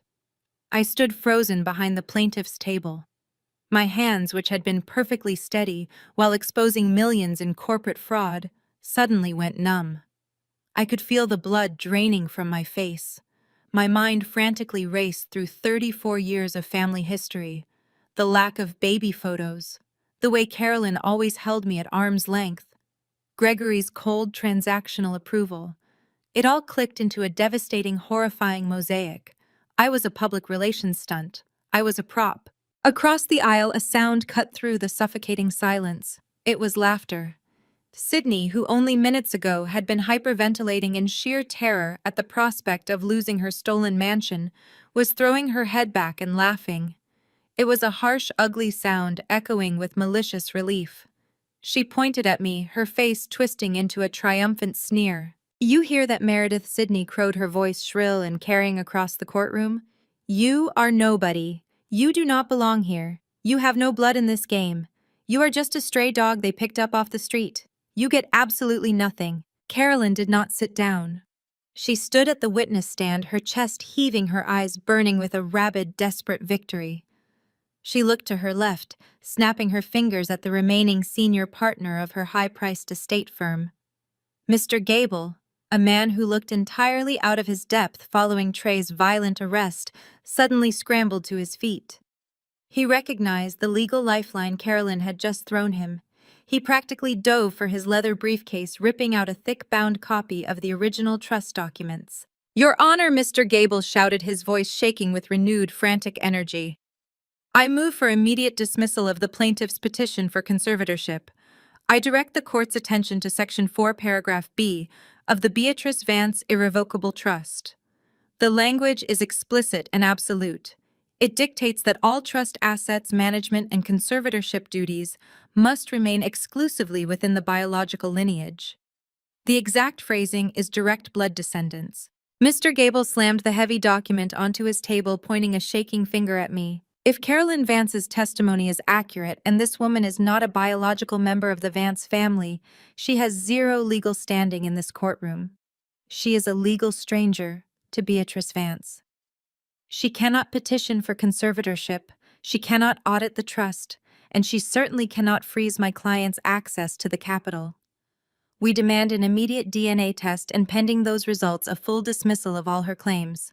Harrison Cole slammed his hand flat against our table, the crack of flesh on wood startling the room. Objection, Your Honor. Harrison roared, stepping directly in front of me to physically block their line of sight. This is a desperate, unsubstantiated smear tactic from a woman whose fake son was just hauled away in handcuffs. A legal adoption grants full equal rights under the law. Not when a private family trust explicitly dictates biological lineage, Mr. Gable shouted right back, his desperation peaking. This is private wealth, not public policy, Your Honor. The grantor's intent is paramount, and the grantor specified blood. She is a fraud attempting to hijack an $80 million estate she has no biological right to. Order! Judge Aris bellowed, banging his gavel, the sharp cracks cutting through the shouting match. I will have order in my courtroom. The judge ran a heavy hand over his face, looking deeply troubled. He pulled his own copy of the trust document toward him, flipping rapidly through the heavy parchment pages. The room fell into a terrifying, agonizing hush as he read the specific clause. I stared at the wood grain of the table. I felt entirely hollowed out. I had brought forensic accounting to a knife fight, completely unaware that the very foundation of my identity was a lie. If the bloodline clause held, Carolyn would win. She would unfreeze the assets, pay off the fraudulent mortgages, and bleed Beatrice dry. I would be thrown out onto the street exactly as Sydney had said. Judge Aris finally looked up. His expression was grim, his eyes apologetic but bound by the absolute letter of the law. Mr. Cole, the judge began heavily. A legal adoption is indeed binding in matters of state and federal law. However, private trusts can dictate distribution based on biological lineage if the language is explicitly restrictive. Paragraph B is remarkably restrictive. If your client is not a biological descendant and the defense files a formal contest regarding her standing, I have no choice but to grant a temporary stay and unfreeze the assets until paternity is verified. Carolyn let out a long, shuddering breath of absolute victory. She turned her head, offering me a smile of pure, venomous satisfaction. It was the smile of a woman who had just successfully buried her own child to save her bank account. Sydney clapped her hands together, a vicious, delighted sound that grated against my ears. Judge Aris raised his gavel to make the ruling official. But the gavel never fell. At the back of the courtroom, the massive, heavy oak doors did not just open. They were shoved apart with such violent, commanding force that the brass handles slammed against the marble walls like a gunshot. Every single head in the courtroom snapped backward. The bailiffs at the door instantly stepped aside, their posture rigid with shock. Footsteps echoed against the floor. They were not the slow, shuffling steps of an elderly woman deep in cognitive decline. They were sharp, rhythmic, and terrifyingly precise. The sharp click of expensive heels on polished stone. Beatrice Vance walked down the center aisle. She was not in a wheelchair. She was not hooked up to oxygen. She was not wearing the faded, humiliating hospital gowns Carolyn had forced her into for the past 3 years. She was wearing a tailored, immaculate black Chanel suit. Her silver hair was perfectly coiffed, pulled back to reveal the sharp, aristocratic angles of her face. She held no cane. Her posture was ramrod straight, projecting an aura of absolute terrifying power. But it was her eyes that made the entire room freeze. They were not cloudy or confused. They were burning with a lucid, unholy fury. She walked directly past Carolyn, not even granting her daughter-in-law a single glance, and stopped squarely in front of the judge's bench. Judge Aris stared at the woman before him, his gavel frozen mid-air. The entire courtroom held its breath, trapped in a suffocating vacuum of absolute silence. Beatrice Vance did not wait for an invitation. She walked directly past her daughter-in-law, stepped up to the witness stand, unlatched the wooden gate, and seated herself with the poised, immaculate grace of a queen reclaiming her throne. Mrs. Vance, Judge Aris finally managed, his voice thick with astonishment. "We were informed by your family and by signed medical affidavits that you were entirely incapacitated." Beatrice adjusted the cuffs of her jacket. She looked at Carolyn, whose face had drained of all color, resembling a wax figure rapidly melting under intense, unforgiving heat. Then Beatrice turned her piercing crystalline gaze back to the bench. "I am not senile, Your Honor." Beatrice stated, her voice ringing out with terrifying bell-like clarity. "I am simply surrounded by parasites." Carolyn let out a strangled gasp, gripping the wooden rail of the defense table, as if her legs could no longer support her. Sydney clamped a hand over her mouth, her eyes darting frantically toward the exits. For 3 years, Beatrice continued, never breaking eye contact with the judge. "I have sat in a wheelchair I did not need. I have swallowed vitamins they told me were heavy sedatives. I allowed my son and his wife to believe they were slowly, methodically stripping away my autonomy. I did this because I needed to see exactly how far their greed would push them.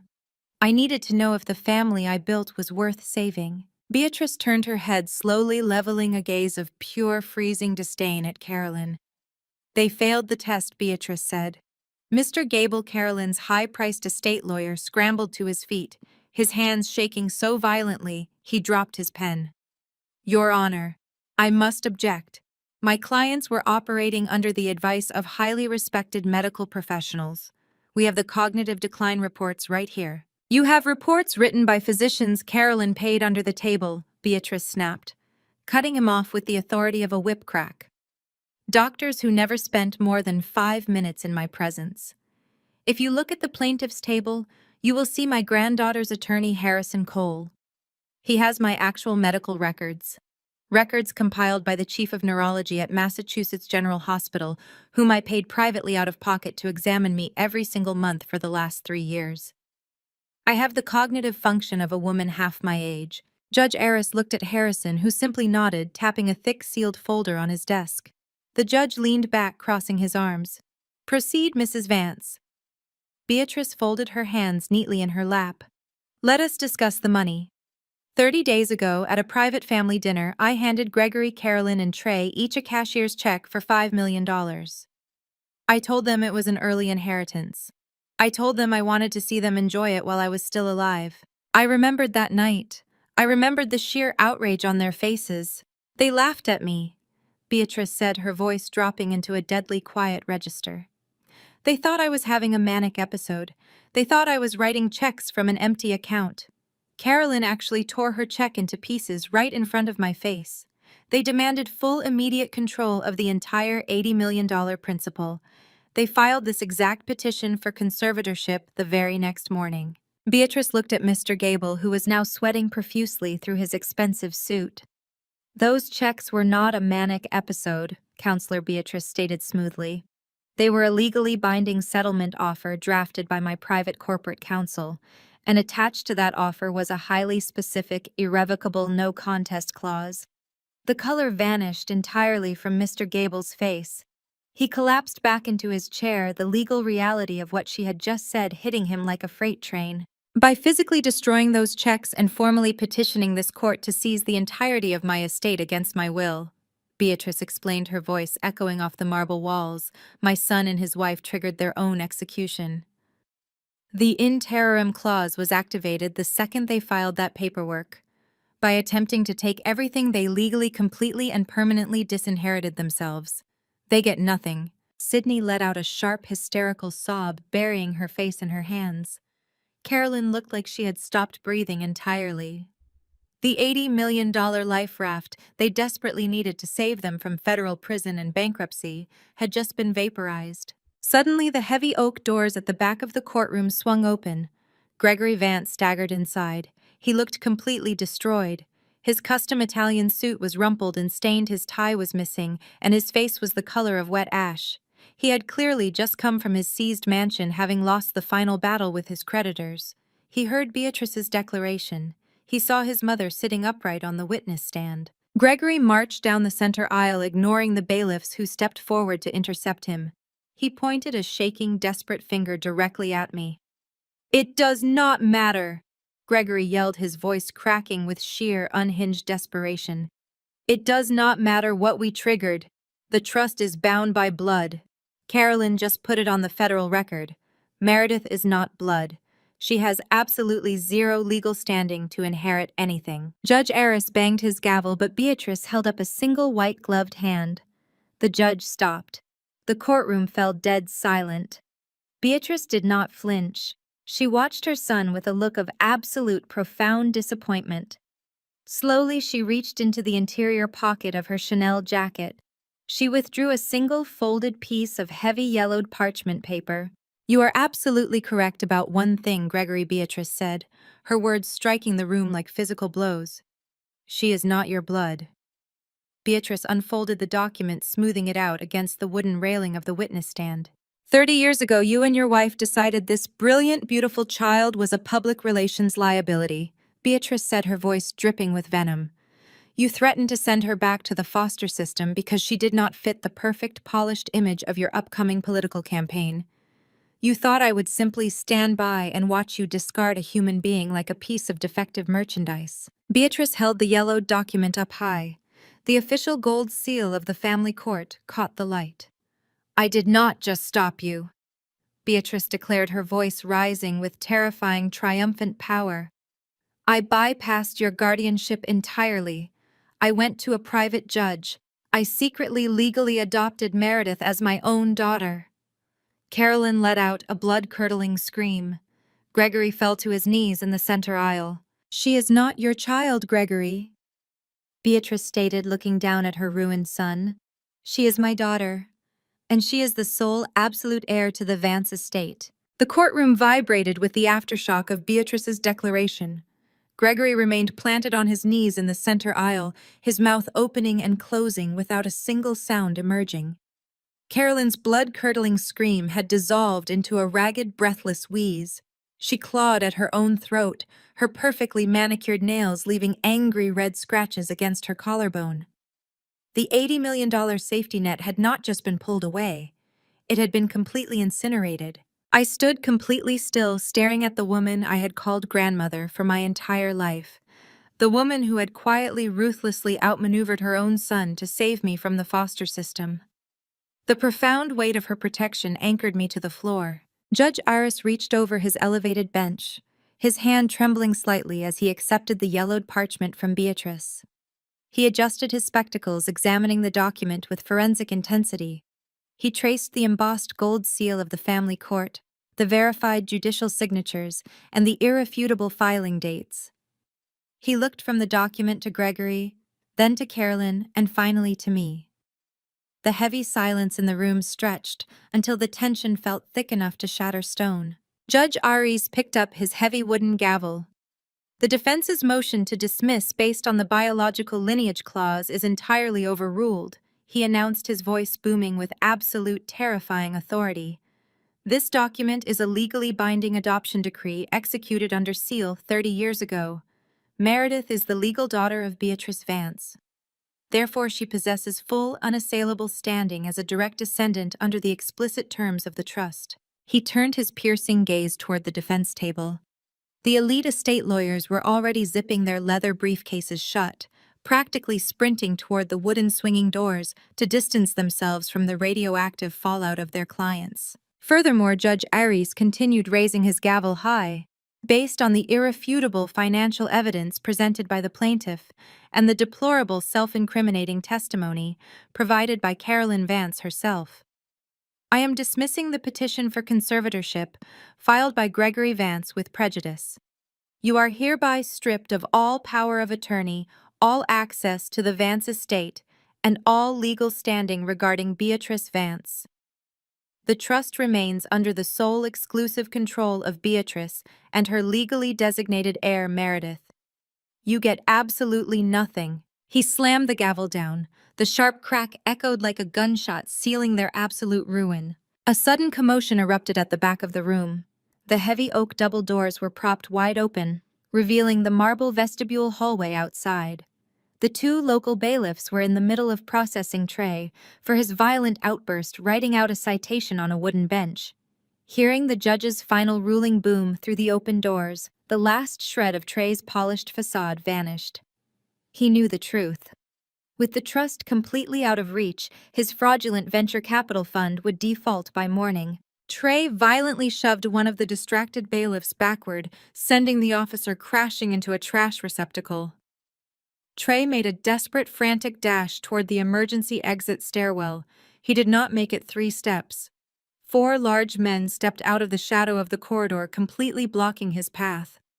They were not local police.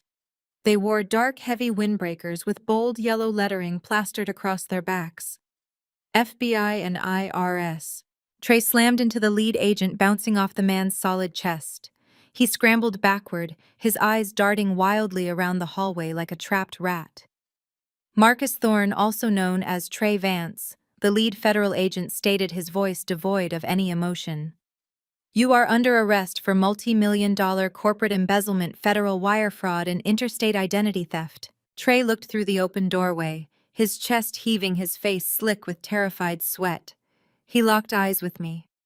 I walked slowly down the center aisle, my heels clicking softly against the marble, until I stood just a few feet away from the doorway. You think I only prepared a slide presentation for the judge? I asked, my voice cold and carrying clearly across the quiet courtroom.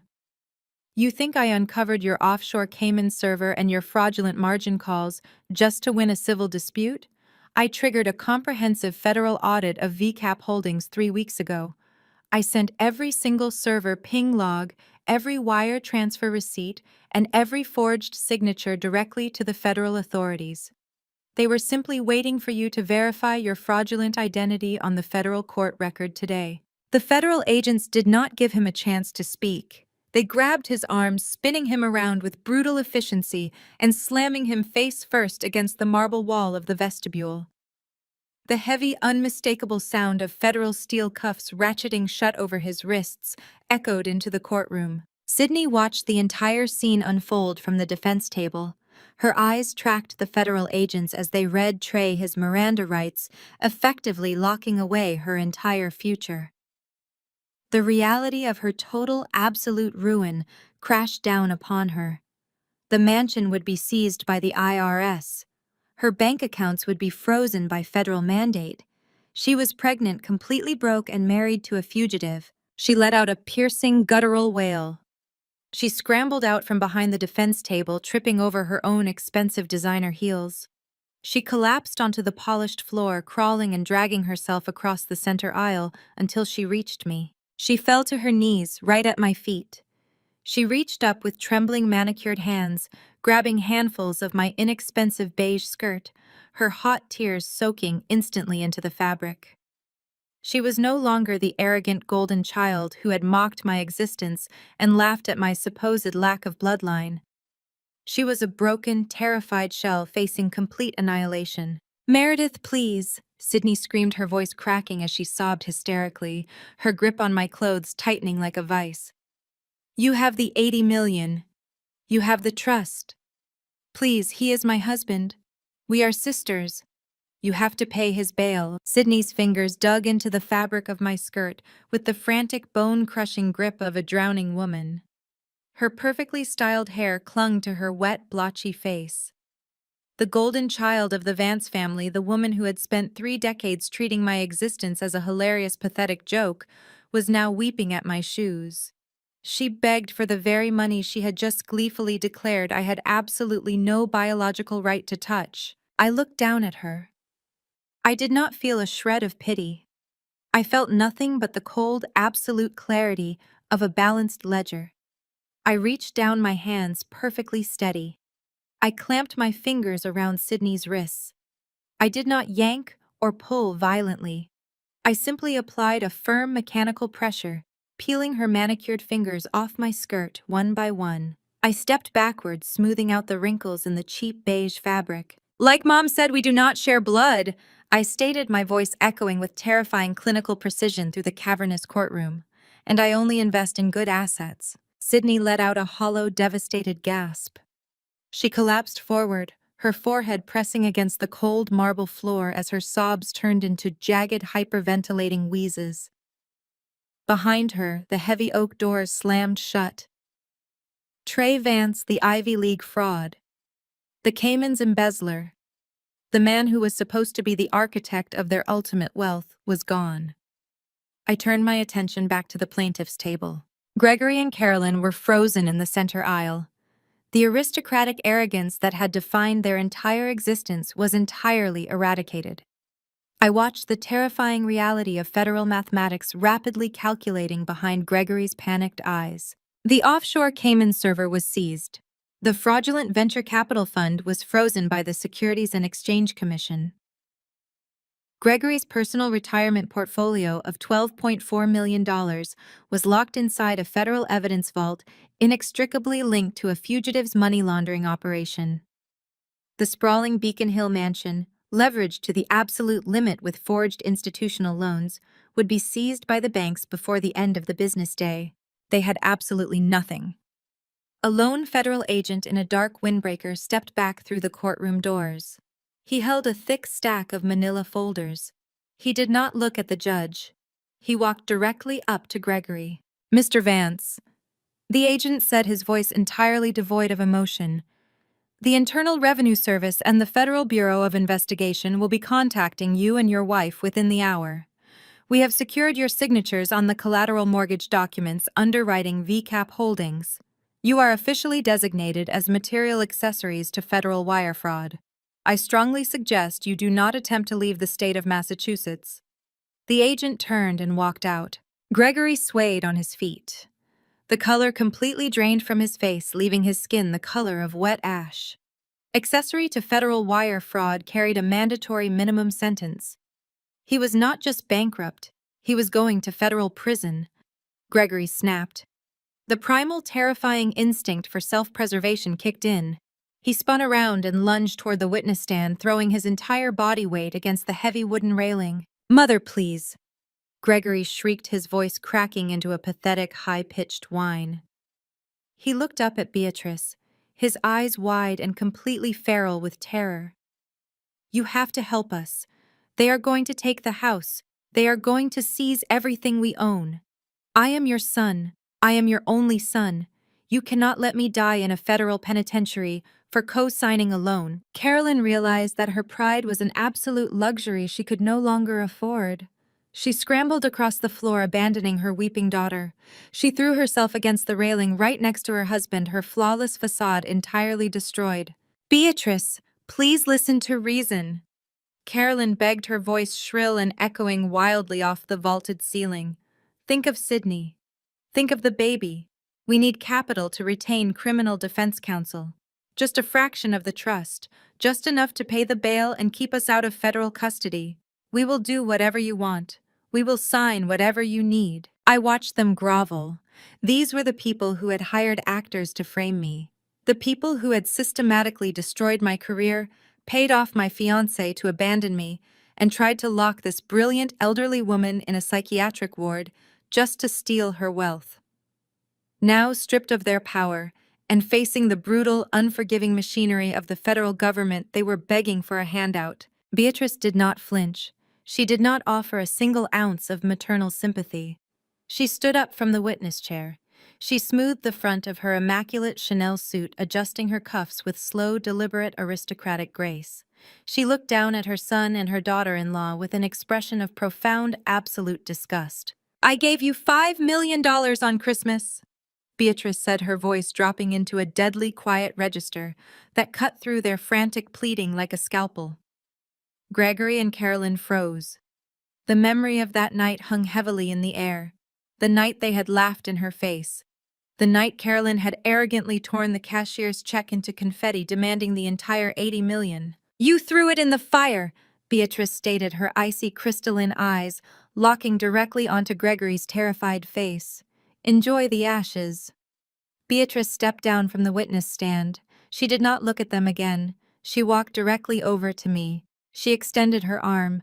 I took it, linking my arm through hers. We turned our backs on the defense table. We walked together down the center aisle, our footsteps ringing out in perfect synchronization against the polished marble. Behind us, the absolute destruction of the Vance family finally ignited. Gregory spun around, his face twisting with rage as he began screaming at Carolyn for bringing Trey into their home. Carolyn shrieked right back, blaming Gregory for his reckless financial greed. Sydney wailed from the floor, screaming at both of them for ruining her life. The sound of their vicious, chaotic implosion echoed loudly through the courtroom. We did not stop. We did not turn around. We pushed open the heavy oak doors, stepping out of the shadows of the courthouse and directly into the blinding, brilliant sunlight. The transition from the heavy, suffocating oak doors of the courthouse into the blinding afternoon sunlight was not merely a change in scenery. It was a complete, irreversible realignment of my universe. The toxic gravity the Vance family had exerted over my entire life was permanently severed. 6 months evaporated since the swift crack of Judge Eris's gavel, and the crisp autumn air of Boston now blew freely through the open windows of my corner office. I sat at the head of a massive polished mahogany table, reviewing the quarterly disbursement schedules. The $80 million Vance Trust, once a weapon used to control and manipulate, no longer existed in its original form. In its place stood the Harrington Beatrice Philanthropic Fund, and I was its sole chief executive officer. Beatrice had handed me the reins with absolute, unwavering confidence. She preferred to spend her days tending to her prized greenhouse orchids and advising me over afternoon tea, completely detached from the frantic social climbing she had always despised. We were currently funding 3 new pediatric research wings across the eastern seaboard and establishing comprehensive full-ride scholarships for aged-out foster youth. Every single dollar that Gregory and Carolyn had desperately tried to steal was now being deployed to build the kind of futures they would have arrogantly scoffed at. The power dynamic had not just shifted, it had been entirely rewritten, bound by ironclad legal structures that shielded our assets from any future interference. While my world expanded into a realm of genuine purpose, the walls surrounding my former tormentors had violently claustrophobically contracted. The federal justice system possessed zero appreciation for Ivy League pedigrees, country club memberships, or manufactured social standing. Marcus Thorne, the man who had successfully masqueraded as Trey Vance, was currently residing in the Federal Correctional Institution at Danbury. He had pleaded guilty to multiple felony charges to avoid a drawn-out, highly publicized trial, securing a non-negotiable 15-year sentence. There were no tailored Italian suits, vintage Rolex watches, or imported sports cars in his reality anymore. His daily existence was reduced to a sterile concrete cell, a scratchy jumpsuit, and the crushing, inescapable monotony of scheduled head counts.